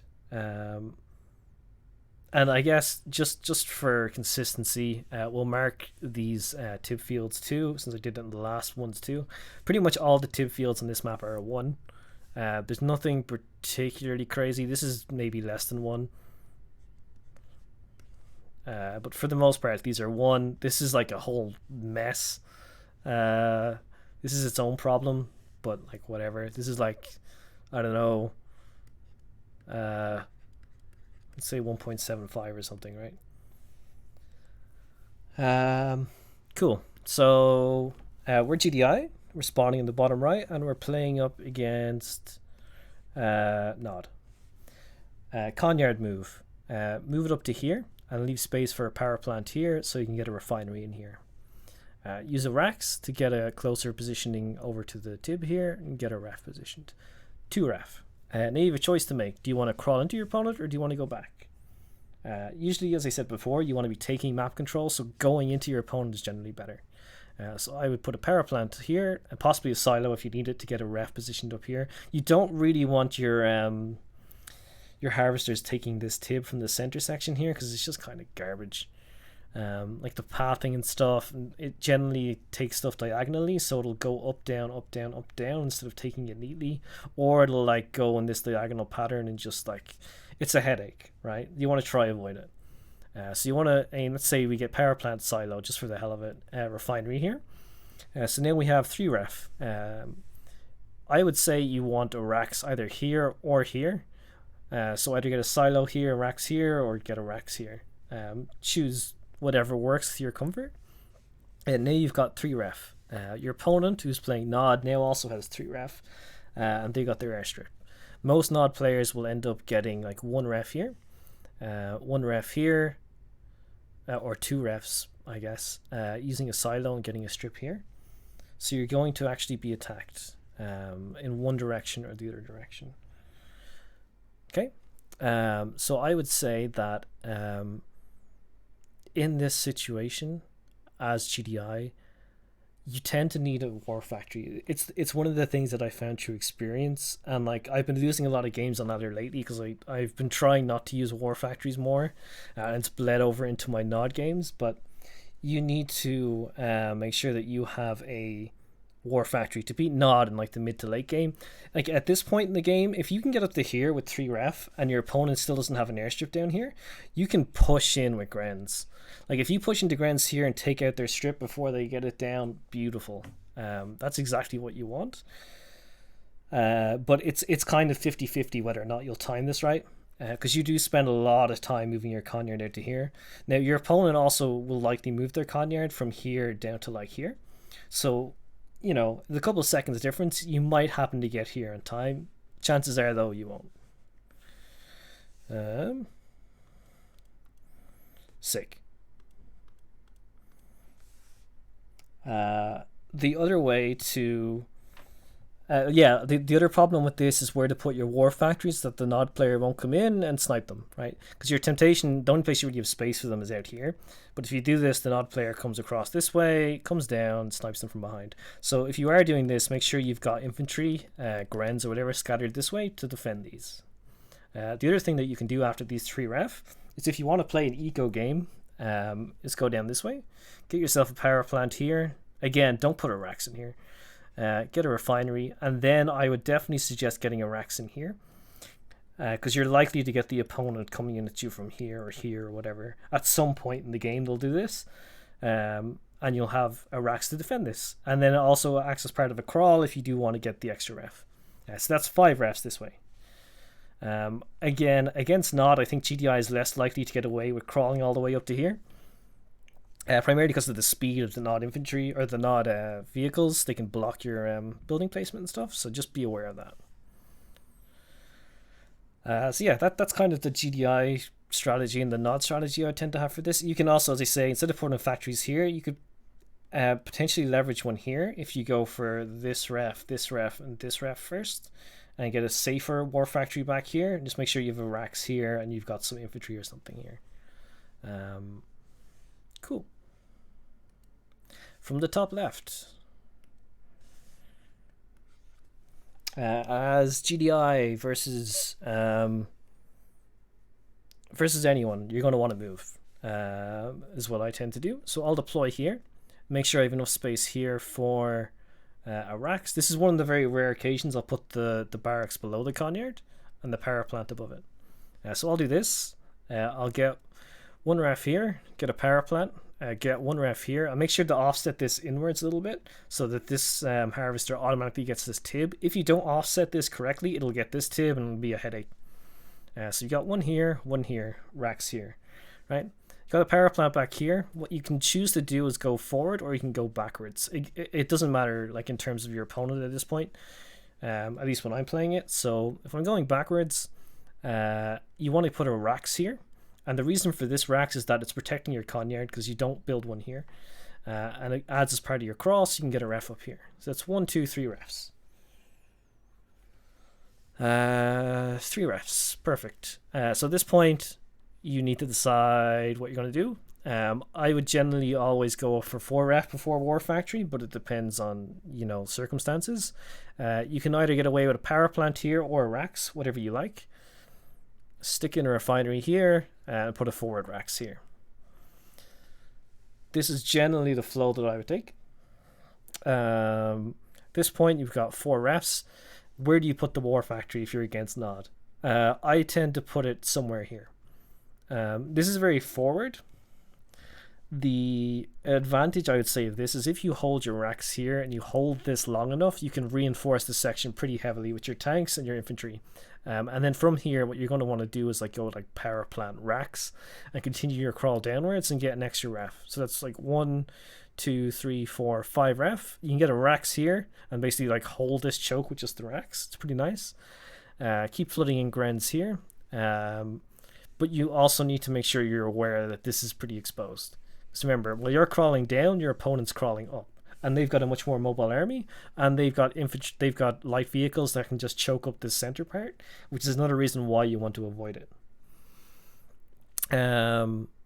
Against GDI, this would tend to work too. So you go with your 3, 4 refs, and then decide, okay, what's my opponent doing? Is he getting 2 war factory? Okay, if he's getting 2 war factory, I'd build 1 war factory and orcas. So if I built the war factory here, I'd build my orcas up here like this, 3 here, Some of this will be mined out by the time I'm building orcas, so maybe you put one here, and then maybe, I don't know, one up here or something like that, right? You want these spread out if you are building orcas, so if they attack into them, if they are all attacking into this one orca, if they get the helipad, you still have the rest of your army. It's pretty cool, right?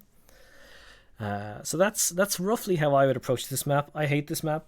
The other option that GDI players do on this map, I don't do this, but a bunch of them do, is they'll take their Conyard, stick it here. They'll do some rough form of this where it's like power plant. Well, they'll put the power plant here, which is cancer, but yeah, power plant here, and then they build a ref, which is way away from this tib. If you're going to do this, I suggest get your first ref set up here. Use a silo to get this ref in a better position, so that's 2 ref. Probably want to get a second power plant, then get your third ref set up. Some players go for 4 ref. Some players go for 3 ref. So you're doing 3 ref. You want one here, one here, one here. And then they just plonk their war factories or whatever. So one here with the racks in front of it maybe for defense, and then one up here is actually pretty nice. I did this once. It was kind of well defended, but takes longer to get the tanks in. The reason why this is so effective is because if they're sending it, like just getting the 3 ref, 2 war factories, selling the Conyard, it's a very short travel distance into your opponent, right? Because your opponent's actually going up this way and crawling into you. Very few nod players anyway know how to react when you've hit them at this point. They need to like go across the river if they're continuing to expand, and like this is an awkward pain in the ass thing to do if you have to do it. Thankfully they have these tip fields back here, so they'll be able to hold off for a while anyway and potentially outnumber you. But yeah, this is another option that's quite popular for this map. So if you're looking for like a 3 ref 2 war factory thing, this is 3 or 4 ref 2 war factory thing, this is a good map. 4 is this tends to work. Why? I don't know, but players seem to have a hard time dealing with it. And that's Monkey. 3 left. How are we doing on time? Hour and a half? It's not too bad.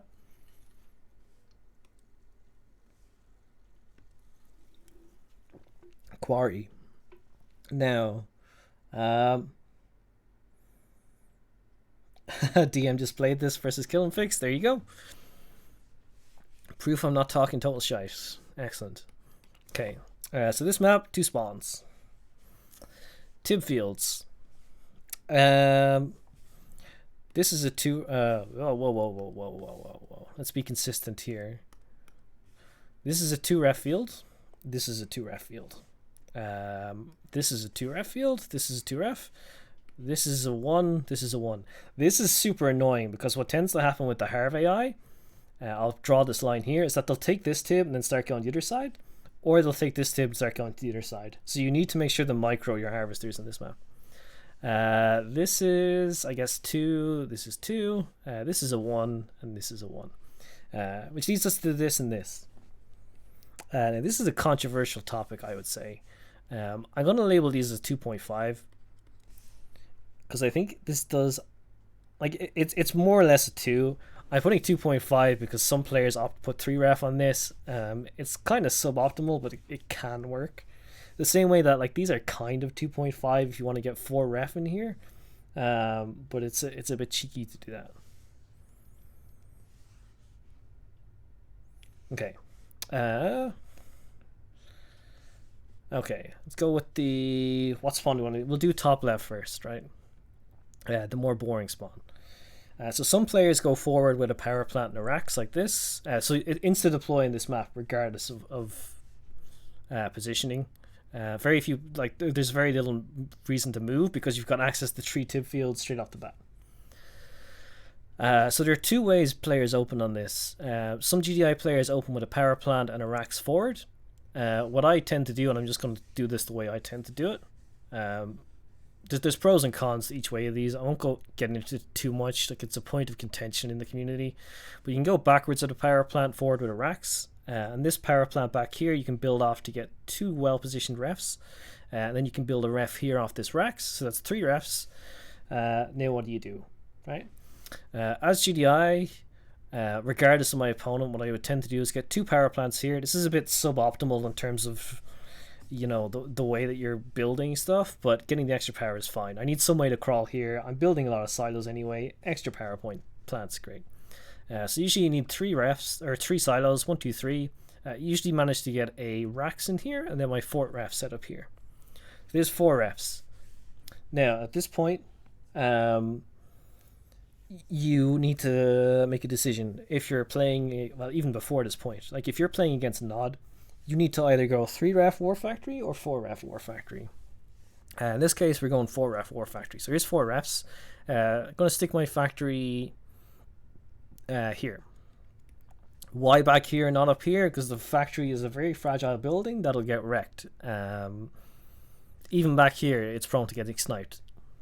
The advantage of this Sim City is that Nod players will tend to, and if you don't know this already, you haven't been playing, but Nod players will tend to try and rush units in here and suicide them to get your Conyard or your factory or something else.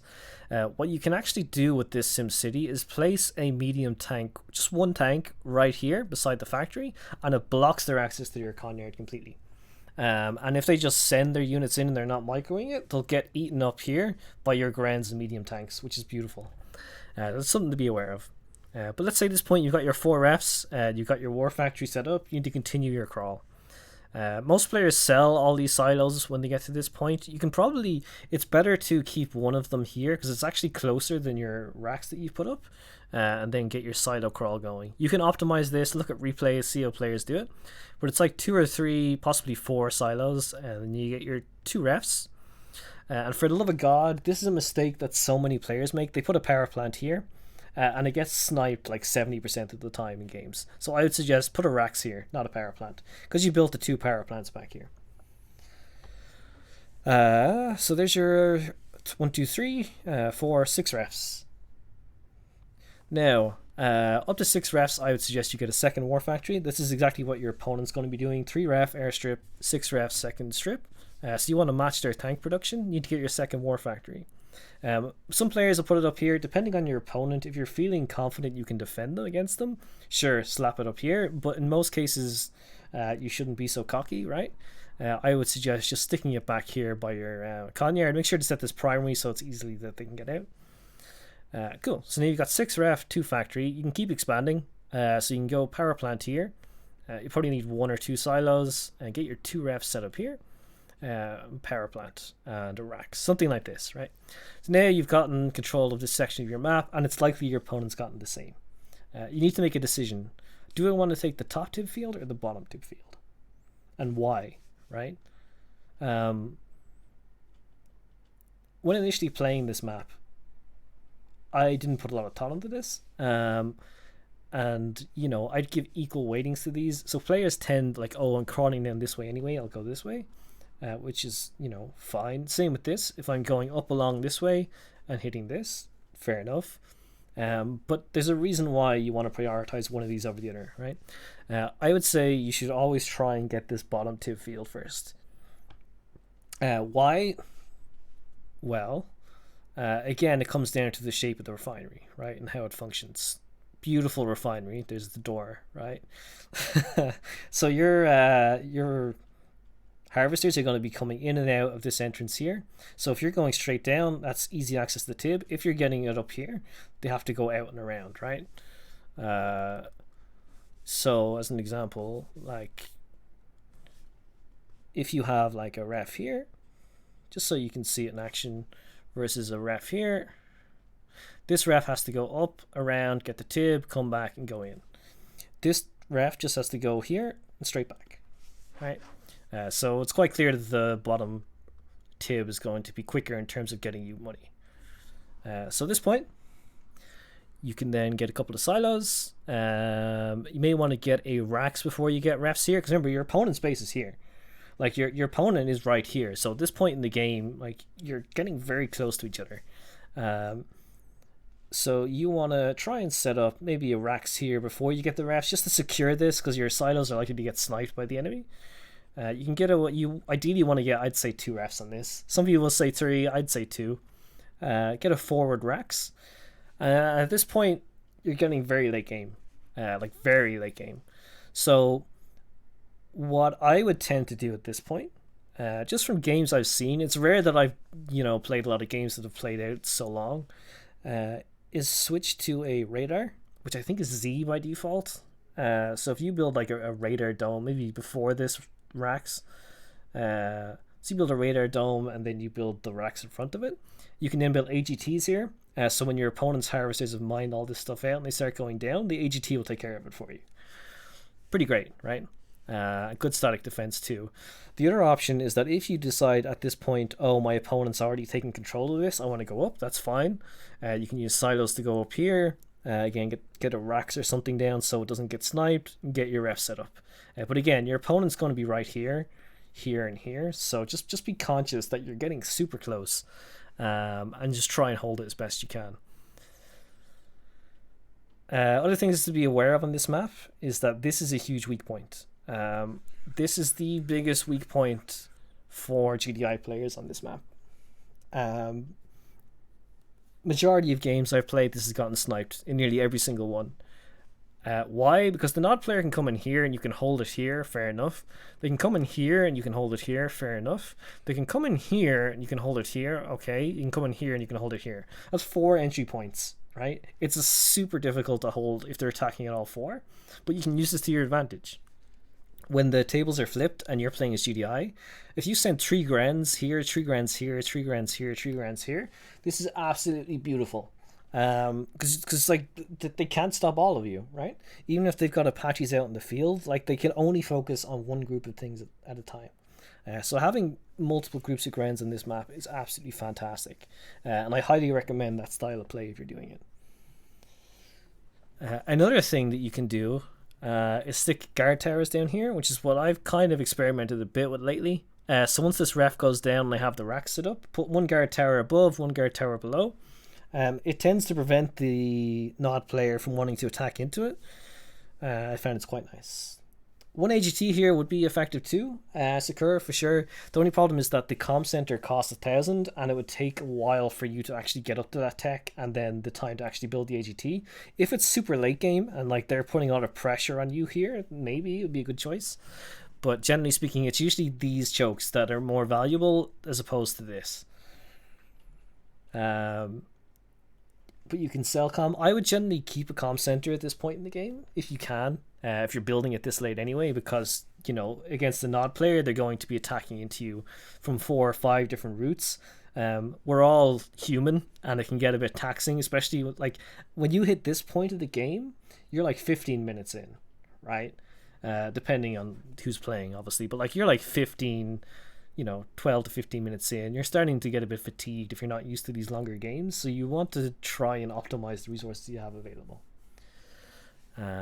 So that's roughly how it goes. And even if you do manage to get one of these, there's no reason why you shouldn't pressure to get the other one too, if it's available. And then, as I say, try hold these with AGTs. I've seen Crexus do from this point on is like swoop in here, an AGT crawl into the opponent's Raxus here, and then use that as a beachhead for your attack, and then break through here. So that's roughly how I would go about playing this map. Yeah. And against, I would say it's quite similar against GDI in this positioning too, in that I would get as far as the fort ref, and then if I've scouted my opponent and see that he's not building anything, then I would continue my crawl. If he hasn't made a tech choice, I keep getting 6 refs. Has he made a tech choice? Yes or no? No, he hasn't. Cool. Keep getting refs. I have 8 refs. Has he made a tech choice? Yes or no? Okay, he hasn't made a tech choice by the time I've got 8 refs. I've decided to make a tech choice, right? If I hit 8 refs and my opponent hasn't decided to do something, I would do it.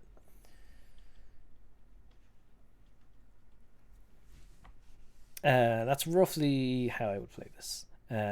If I spot that after 6 refs he's got war factories up, I'd get one war factory and a couple of orcas, or else I just get a bunch of orcas, get Raxus set up with rocket men in front of it to prepare for an attack, and then try and hold it. So that's roughly how I would go about this map as GDI.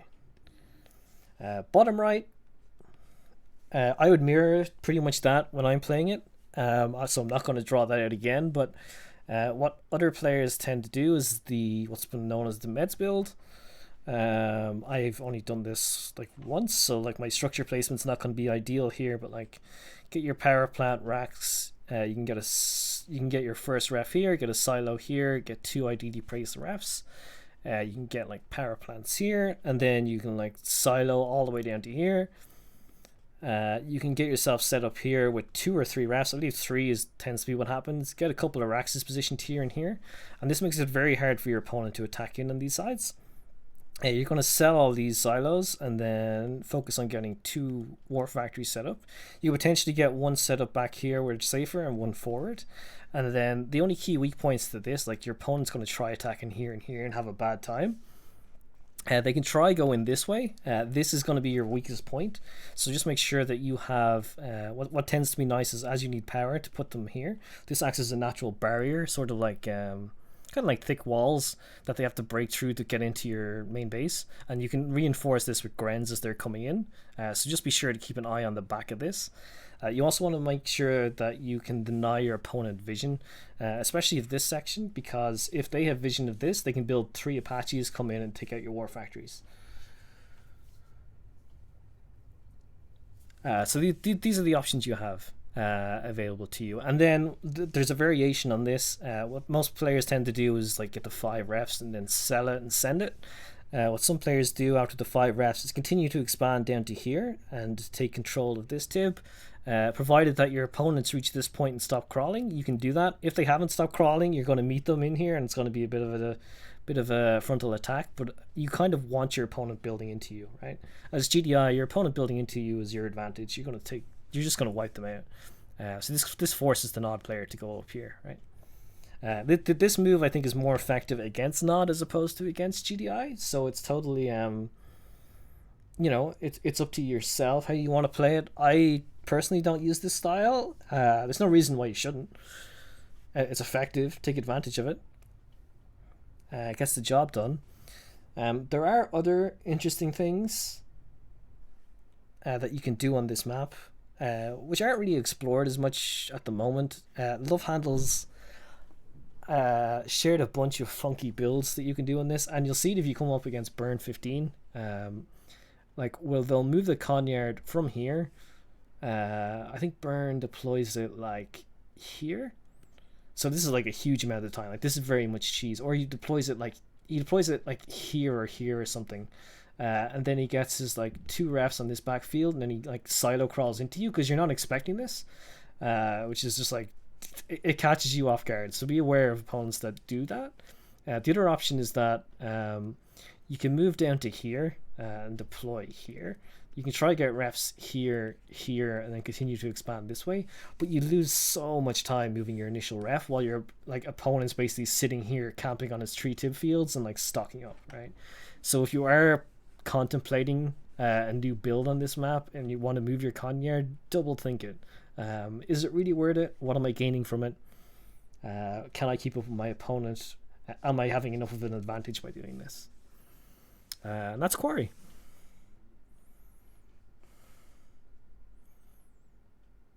Yeah, as the M said, for sure, Burn has had some success on that map, doing those kind of builds. Next up, Tournament Desert. Not a lot to say about Tournament Desert, frankly. 2 spawn points. Let's say we spawn top. What I tend to do is move up towards this section and deploy here. Put a power plant back here and the racks slightly behind the Conyard, so when the Grens come out, they're right beside it and can defend it. I'll then get 1 refinery, get a silo, get a 2nd refinery, get a power plant, get a 3rd refinery, get a silo, get a 4th refinery, and I of course sell these silos as well. So here I got my 4 refs, pretty nice. And then you want to get 2 war factories. If you're against Nod, just get 2 war factories and send it. If you're getting your war factories, just try and position them somewhere that makes sense. If you want to try and defend your Conyard, you can put your war factories back here. So a factory here and a factory here. Or alternatively, if you crawl all the way to here, you can get yourself like a power plant of racks and get a factory here and a factory here. And you can defend these with your Grens. And the idea is that once you've got 4 refs set up mining this out, you can then just send it, right? Not a huge amount to that. Cool. Other thing I guess that's important, if we go through the tib here, as we did in the other maps, this is a half field. Like these two together is about 1 field, right? This is arguably a 2.5 field. This is like I would like, this is really a 4 tib field, whatever way you want to break it up. I just say it's 3 and 1, right? So that's why I get the 4 refs here. If I'm against GDI, it's slightly different, and that build that I just showed works both ways, right? Like you can get 4 refs, 2 war factories, send it. It doesn't matter if you're top or bottom. Top's going to have an advantage because of your downward facing refs. The thing to be aware of though is if you have 4 refs here in a line, there's bugs where they'll actually vanish into the same ref. So just keep an eye on your harvesters if you are doing that. Against GDI, this map is actually quite interesting. Well, it's definitely more interesting than against Nod, that's for sure. So if I'm if I'm GDI and I'm spawning top, again, I like to move to this corner. Some players don't, some players do. And do a similar thing where I'd get the 4 refs set up here with the power plant and silo spacers between it. And then, depending on what my opponent's doing, I'll react to it, right? So if I see that they're on 3 ref war factory, I'll start getting orcas, right? I can choose to get orcas down this way, which I did for quite a while. So I tend to get 4 orcas. 4, maybe I guess 5 orcas to make sure I can get their war factory, and then stick a Rax here. So if they do decide to attack into it, it's a bit defended, and then I can actually continue my eco expand down here if I want. With at least 1 ref, maybe 2, and sell the Conyard and then send it. The other option, if I don't want to go down this side, is I can go for an eco expand. So I've got 4 ref here. You could do it with 3 ref here too. Then go over this side, crawl with silos.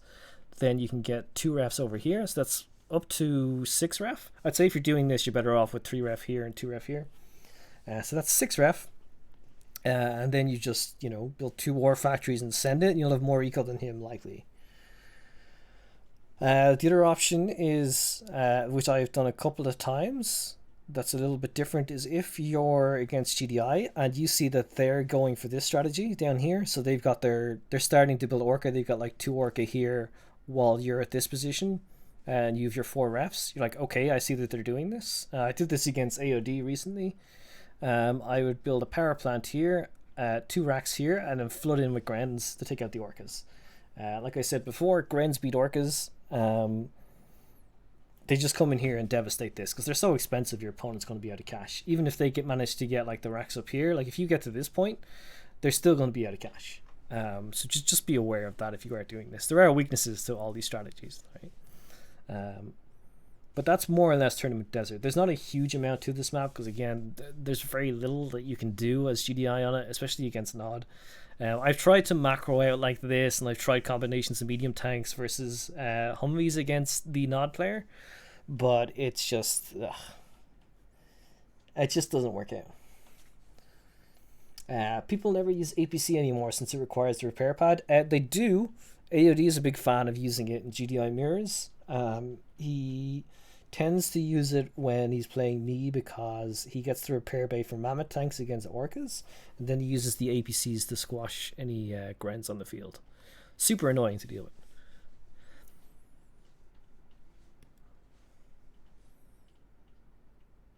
with. DK says he's fairly certain building down the side is always better as GDI.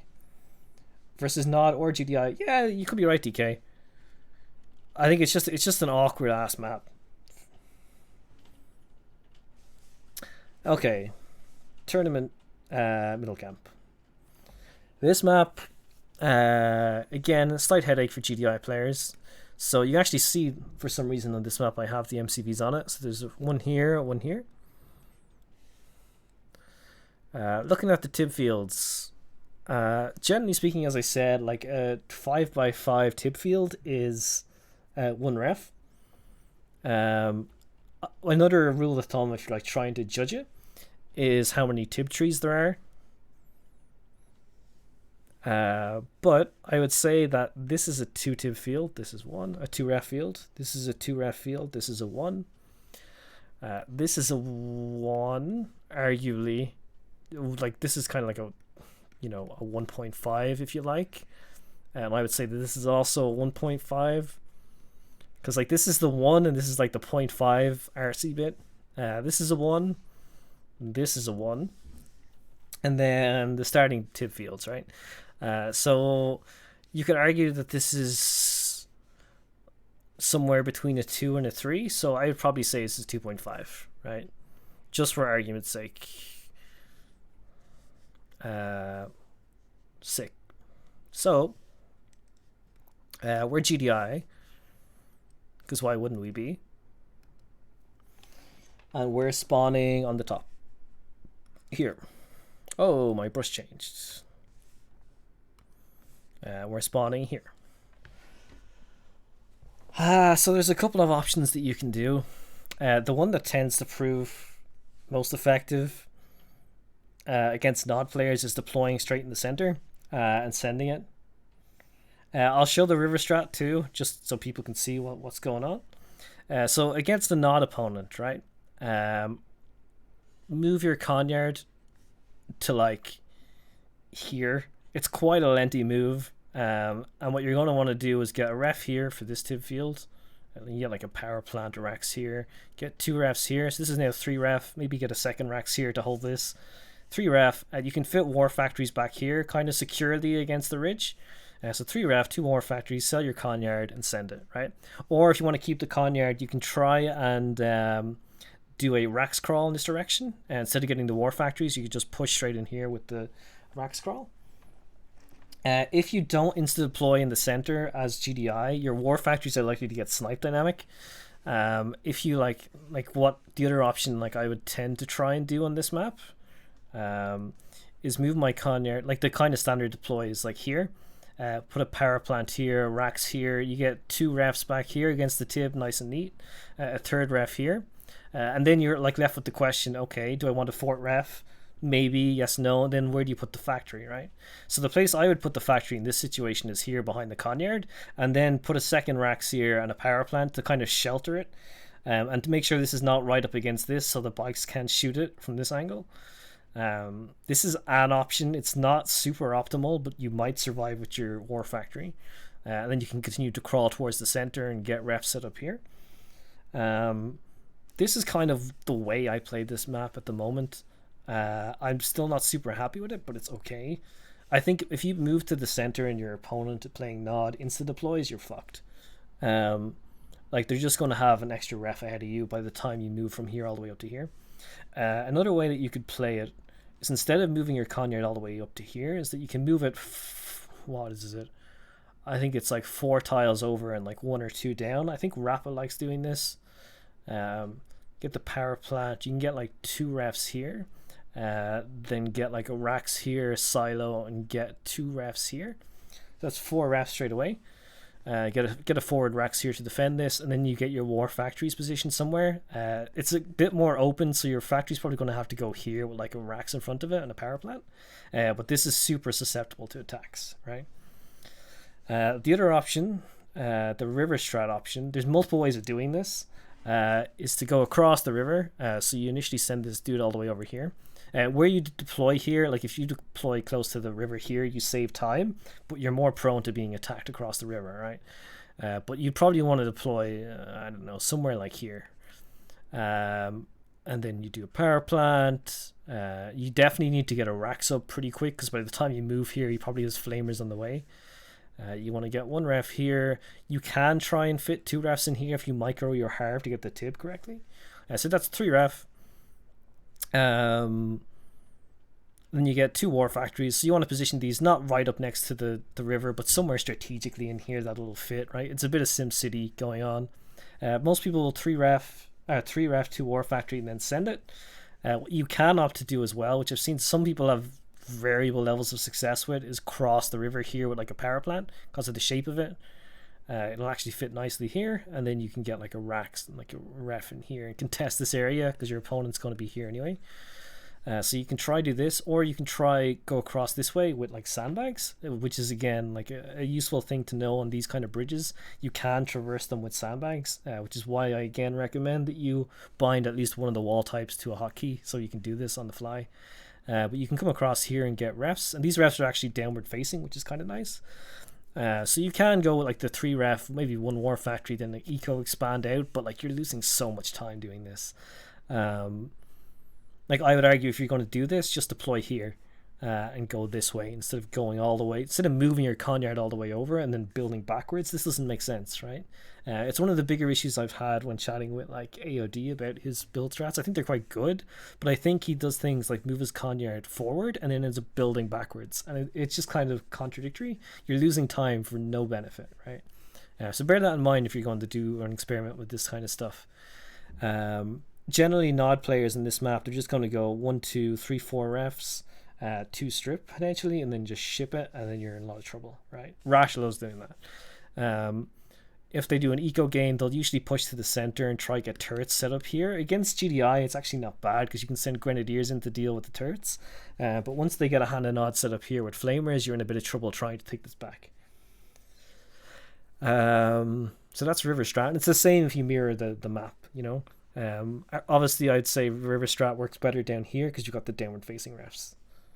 That's why you want these neatly tucked in here beside the Tib, because again you don't want 2 refs down here going all the way up and around.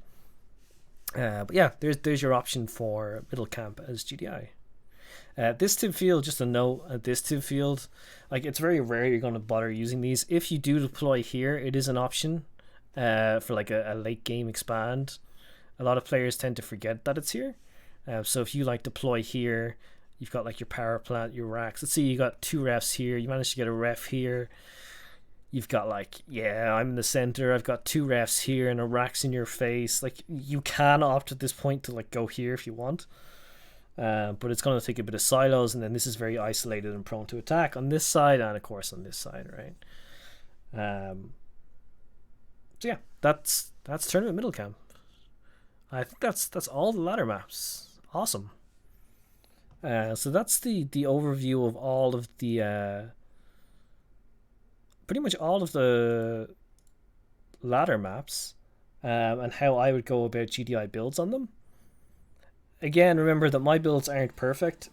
These are just ideas in terms of like why things are positioned where they are, how to use like the natural terrain landscape to your advantage, and how to just generally think about maps in terms of Tib, how many refs go on a field, how I should aim towards building towards the next set of Tib fields, and little bits and pieces like that. So next, let's say you know how to go about your basic build strategy. How do you balance your unit composition and macro, right? There are a couple of things that you can do.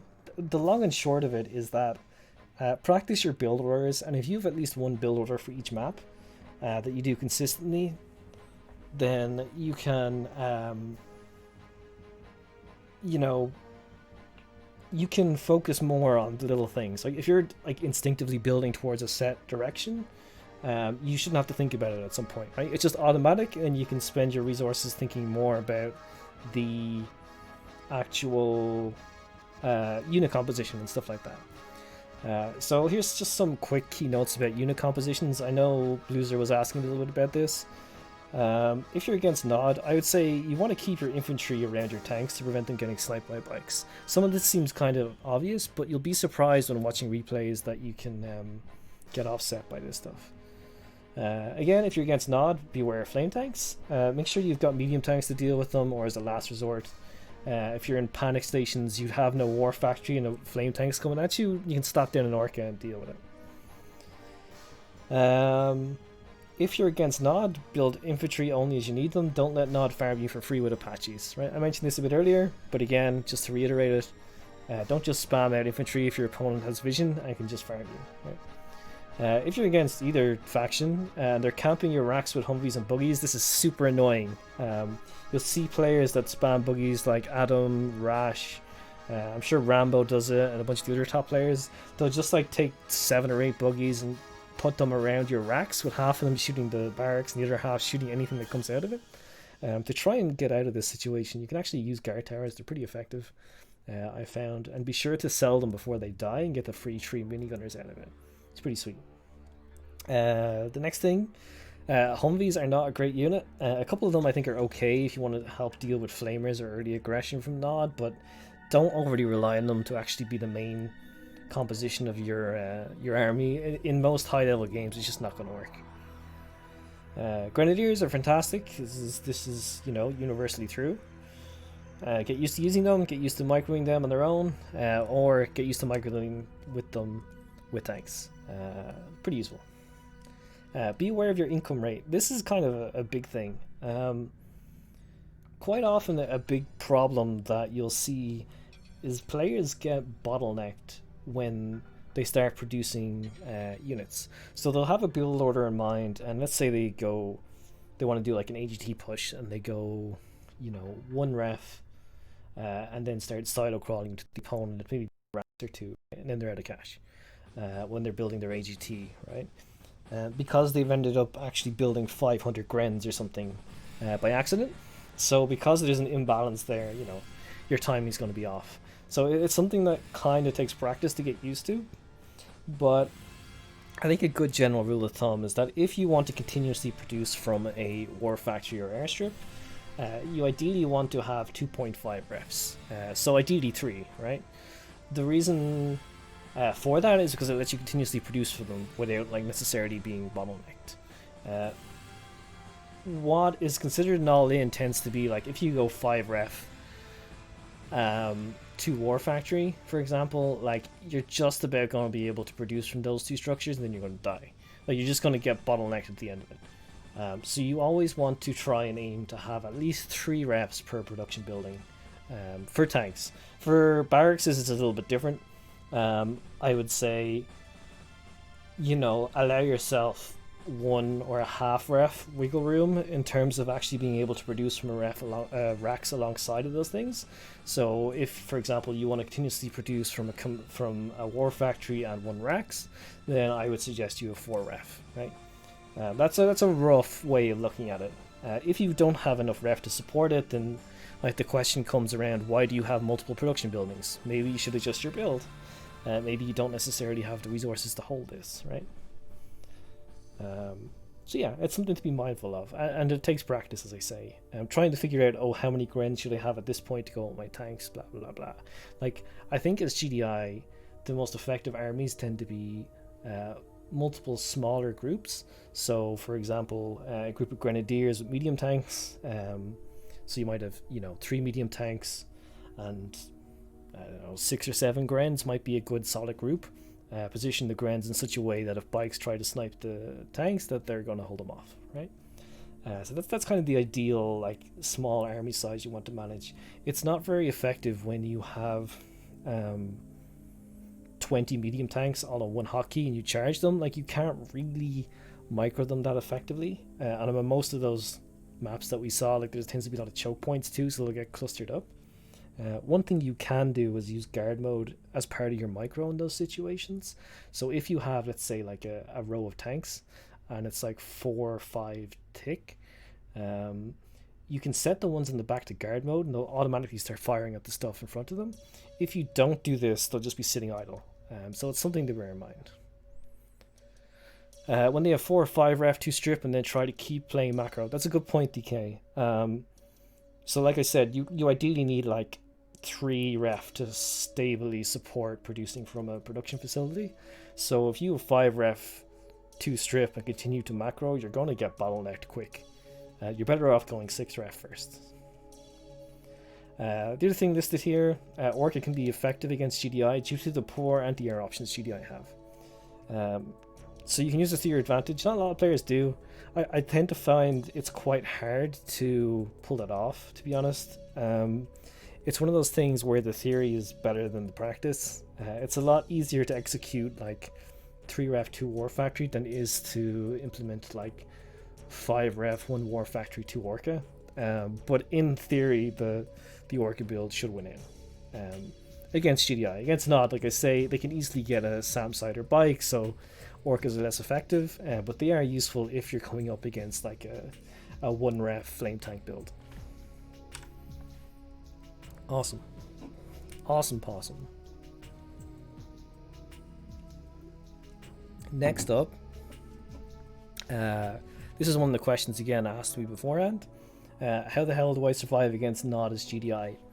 And here's a list of things that I kind of came up with that should hopefully help. It's definitely difficult to do, don't get me wrong. But yeah, these things should definitely help. So the first thing, keep your war factories positioned in strategic locations. Building placement is so critical in Tiberian Dawn. Way more so than in Red Alert, for sure. And like, it's not just for ideal ref positioning, but also taking advantage of the natural terrain of the map, and also for you know, being able to shield your critical structures and being able to position your units in good defensive positions or counter-attackable positions, right? So yeah, as you can see here, your war factories are going to get sniped 90% of the time, as I mentioned before. I would suggest that you defend with a few infantry. Oftentimes minigunners are going to be more effective than grenadiers due to the speed of Nod buggies and Nod bikes. So I would have at least a mix of them. Guard towers can be pretty effective too if you know that your opponent's going to come in and attack you, right? Some opponents you're going to learn their strategies and just know, oh, okay, as soon as they get this war factory down, they're going to come in. So keep that in mind. Rack scrolling is a powerful ally in short travel distance maps. Even if your opponent has Apaches, they can't do much if your grenadiers are right on their doorstep, right? Incorporate guard towers to help deal with nearby flamers at your rack's doorways. So a lot of people new to GDI tend to be afraid of Apaches and building infantry. The trick to this is that, I need to dig them up, but there are good replays of Rash versus TTV Critical Meds playing on elevation, where Rash would have an Apache, but Meds would be able to quickly produce like 15 Grens and just send them. And by the time it gets to his base, like, he doesn't have enough ammo to deal with all of it. So timing is critical. Only build the infantry when you're going to use them. And as GDI, if you have multiple racks, you build the units faster. So remember that. Cool. The next thing, early, mid, late game Gren pressure. So Nod love to open with the Apache to mop up infantry. If you have the capacity of APM, like, we're all limited in some way, right? But try, as you get more familiar with the game, to send multiple Gren flanks throughout a game. Not just at the start. Like, a lot of players use the early time because they're waiting for their eco to expand and waiting to build tanks, but if you continuously do this throughout the early, mid, and late game, especially versus Nod players, you're going to find a huge difference in the damage you can do. And if you are, you know, in a habit of sending like 15 Grens in a single attack, I suggest you start small. Like, consider splitting that up into 2 groups of 7 and send them one each way at the same time, and then see how your opponent reacts. Like, chances are they're going to send a lot of their units to one direction and leave the other end exposed. So it's definitely something that's super effective. The next point, if your war factory or construction yard gets sniped, don't panic. You can still win, right? It's very easy to freak out and be like, oh shit, this game's over, and get tilted and everything else. But like, 8 out of 10 times, if your structures get sniped, your opponent's just throwing units at you, and they've got nothing left to defend. So it's a good situation to be in. If you assess the damage, see what units you've left, and plan a counterattack, you can win, right? Also suggest making sure, if you can, to sell your Conyard or War Factory before they snipe it, so you can at least get the money from it. The next point, optimize your scouting. Being able to see if your opponent is going mass Apache, has gone all in and sold their Conyard, or has gone 1 or 2 strip, is valuable. So this speaks for itself, right? This is all about reacting to what your opponent's doing. So if you spot they have a comm center, for example, you know that they're going to have flame tanks, so you know you need to get your own tanks to counter it, or a couple of Orca. Next, Apaches will grind loose infantry, deny vision. Fairly standard, as mentioned earlier. Build 10 to 15 Grens when you need them, and then send them, instead of sitting them around not doing anything. The next point, Humvees will not trade favorably against buggies. You should not invest heavily in them. Again, kind of repeating myself here, but basically some players like to open 5 to 6 Humvees for quick defense early game. This was useful in like the Season 1 and Season 2 maps that were quite open. The current TD maps don't really favor a huge amount. But even if you do this, you'll find that in, like, the mid to late game scenario, they just don't trade favorably against the bike buggy combo. You're better off with tanks and grenadiers. Unless you're planning to rax crawl or spam grenadiers, you are unlikely to beat Nod without a war factory. This is something I've learned the hard way, right? I'd say be sure to build one after your third or fourth refinery to have a good chance at survival. That's not to say you can't beat Nod without it, but if they just build a flame tank, like, what are you going to do, right? So just be aware of that. Keep your eco ahead of your opponent. So this is something to bear in mind against either GDI or Nod. Ideally, you want to try and keep an eco lead regardless. It's probably the same for Nod v Nod. It doesn't matter who's playing who. You always want to have a better economy than your opponent. But try keeping at least one ref ahead. It's one of these things where you can get blindsided or tunnel visioned into continuously expanding. At least I have before in games where I'm like 2 or 3 refs ahead of my opponent, and because I've wasted all that money on getting the extra eco, I don't have money left for defense or army, right? So be sure to keep an eye on how many refs you have compared to your opponent, and don't go too far ahead if you don't need to. Keep infantry around your Conyard War Factory. It kind of speaks for itself. You'll get used to doing that, don't worry. Nod will snipe your shit enough to make you remember. Keep your tanks close to your base. Don't keep them alone out of position. They're prone to sniping. This is something that I was doing unintentionally. I didn't even realize it until I was watching a bunch of replays. Quite often I left my tanks just kind of sitting in the middle of nowhere with no infantry around them, so of course they were going to die. As GDI, like, I would consider your tanks more as mobile turrets that you want to keep on, like, the, I don't know, like the beat, like, you know, the front bumper of your base, basically, and then only push them out when you need to attack, and you'll find that they'll be much more useful. And don't be afraid to be defensive and wait. Small groups of units are more effective than one giant mass of units. Yeah, exactly as I said earlier. Consider small groups of like 2 to 3 medium tanks with like 5 to 6 grants. That tends to be the most effective unit composition. Nice one. So next up, how to review your replays or identify weaknesses. This is something that people talk about a lot. It's like, oh, well, if you want to learn what you did wrong, watch replays. But quite often people don't know what exactly to look out for in terms of the replays. So here's some options. When looking at your replays, ask these questions. Did I stop building units? You did at some point, believe me.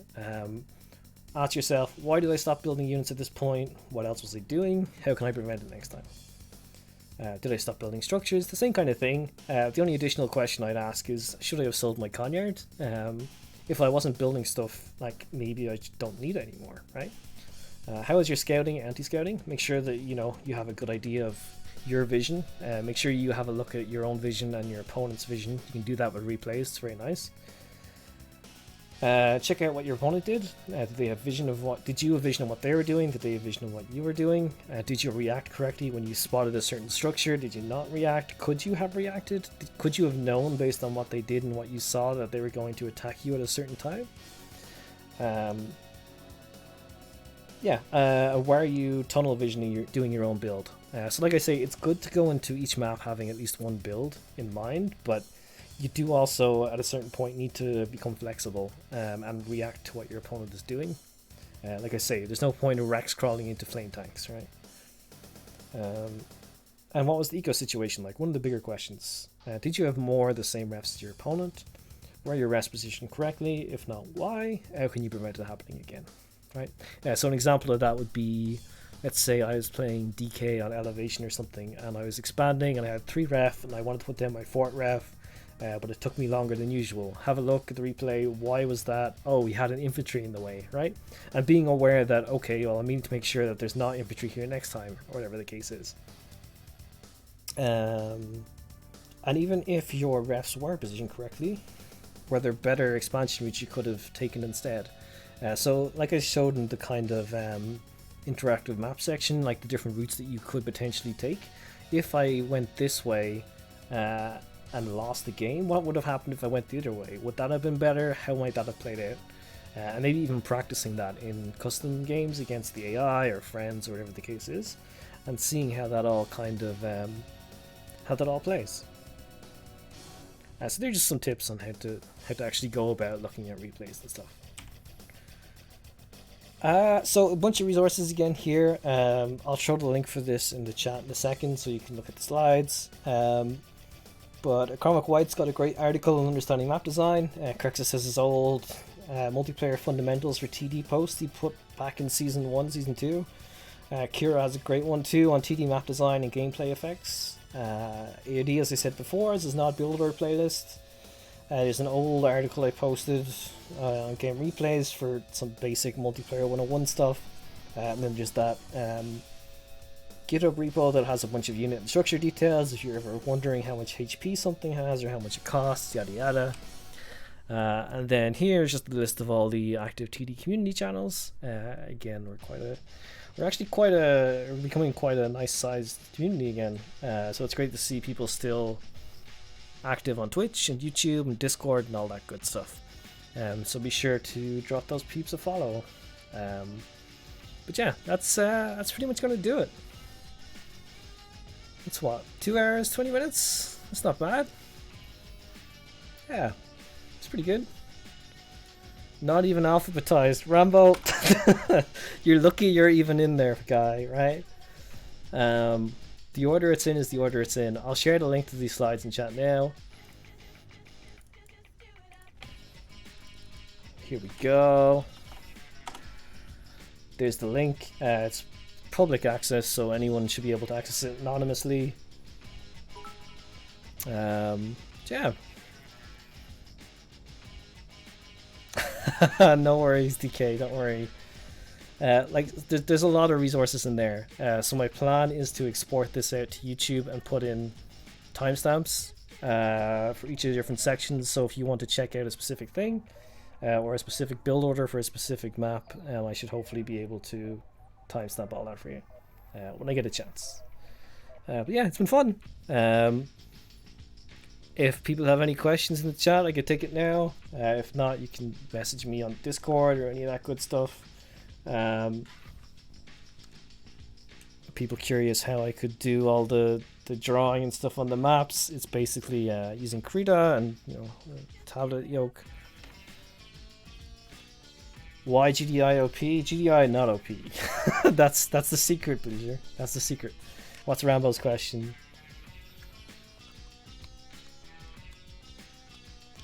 Unlucky, Gaza. Unlucky. Next time. Next time.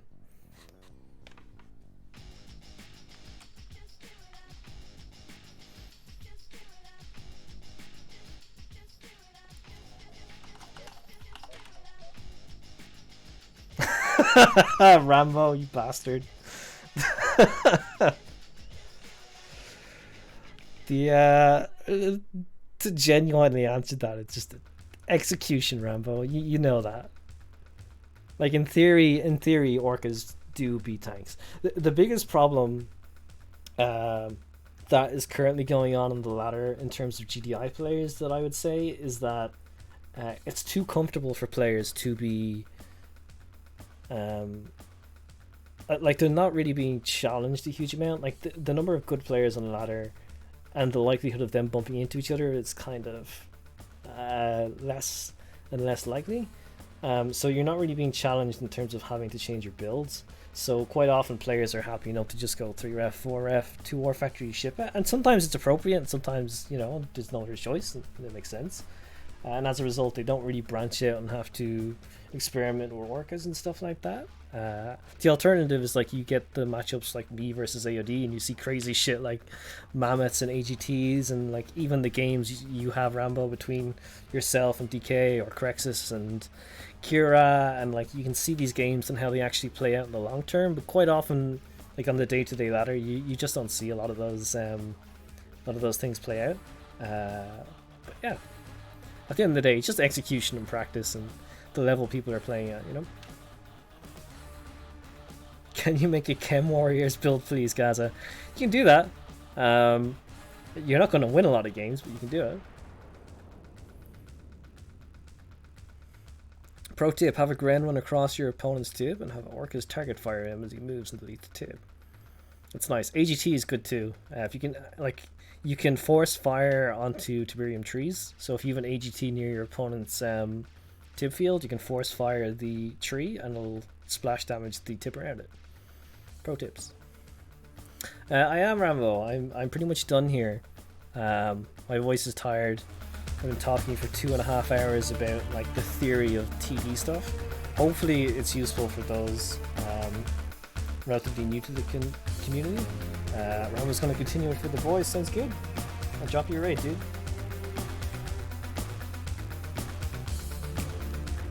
And go check out some of the theory and practice from our very own Rambo.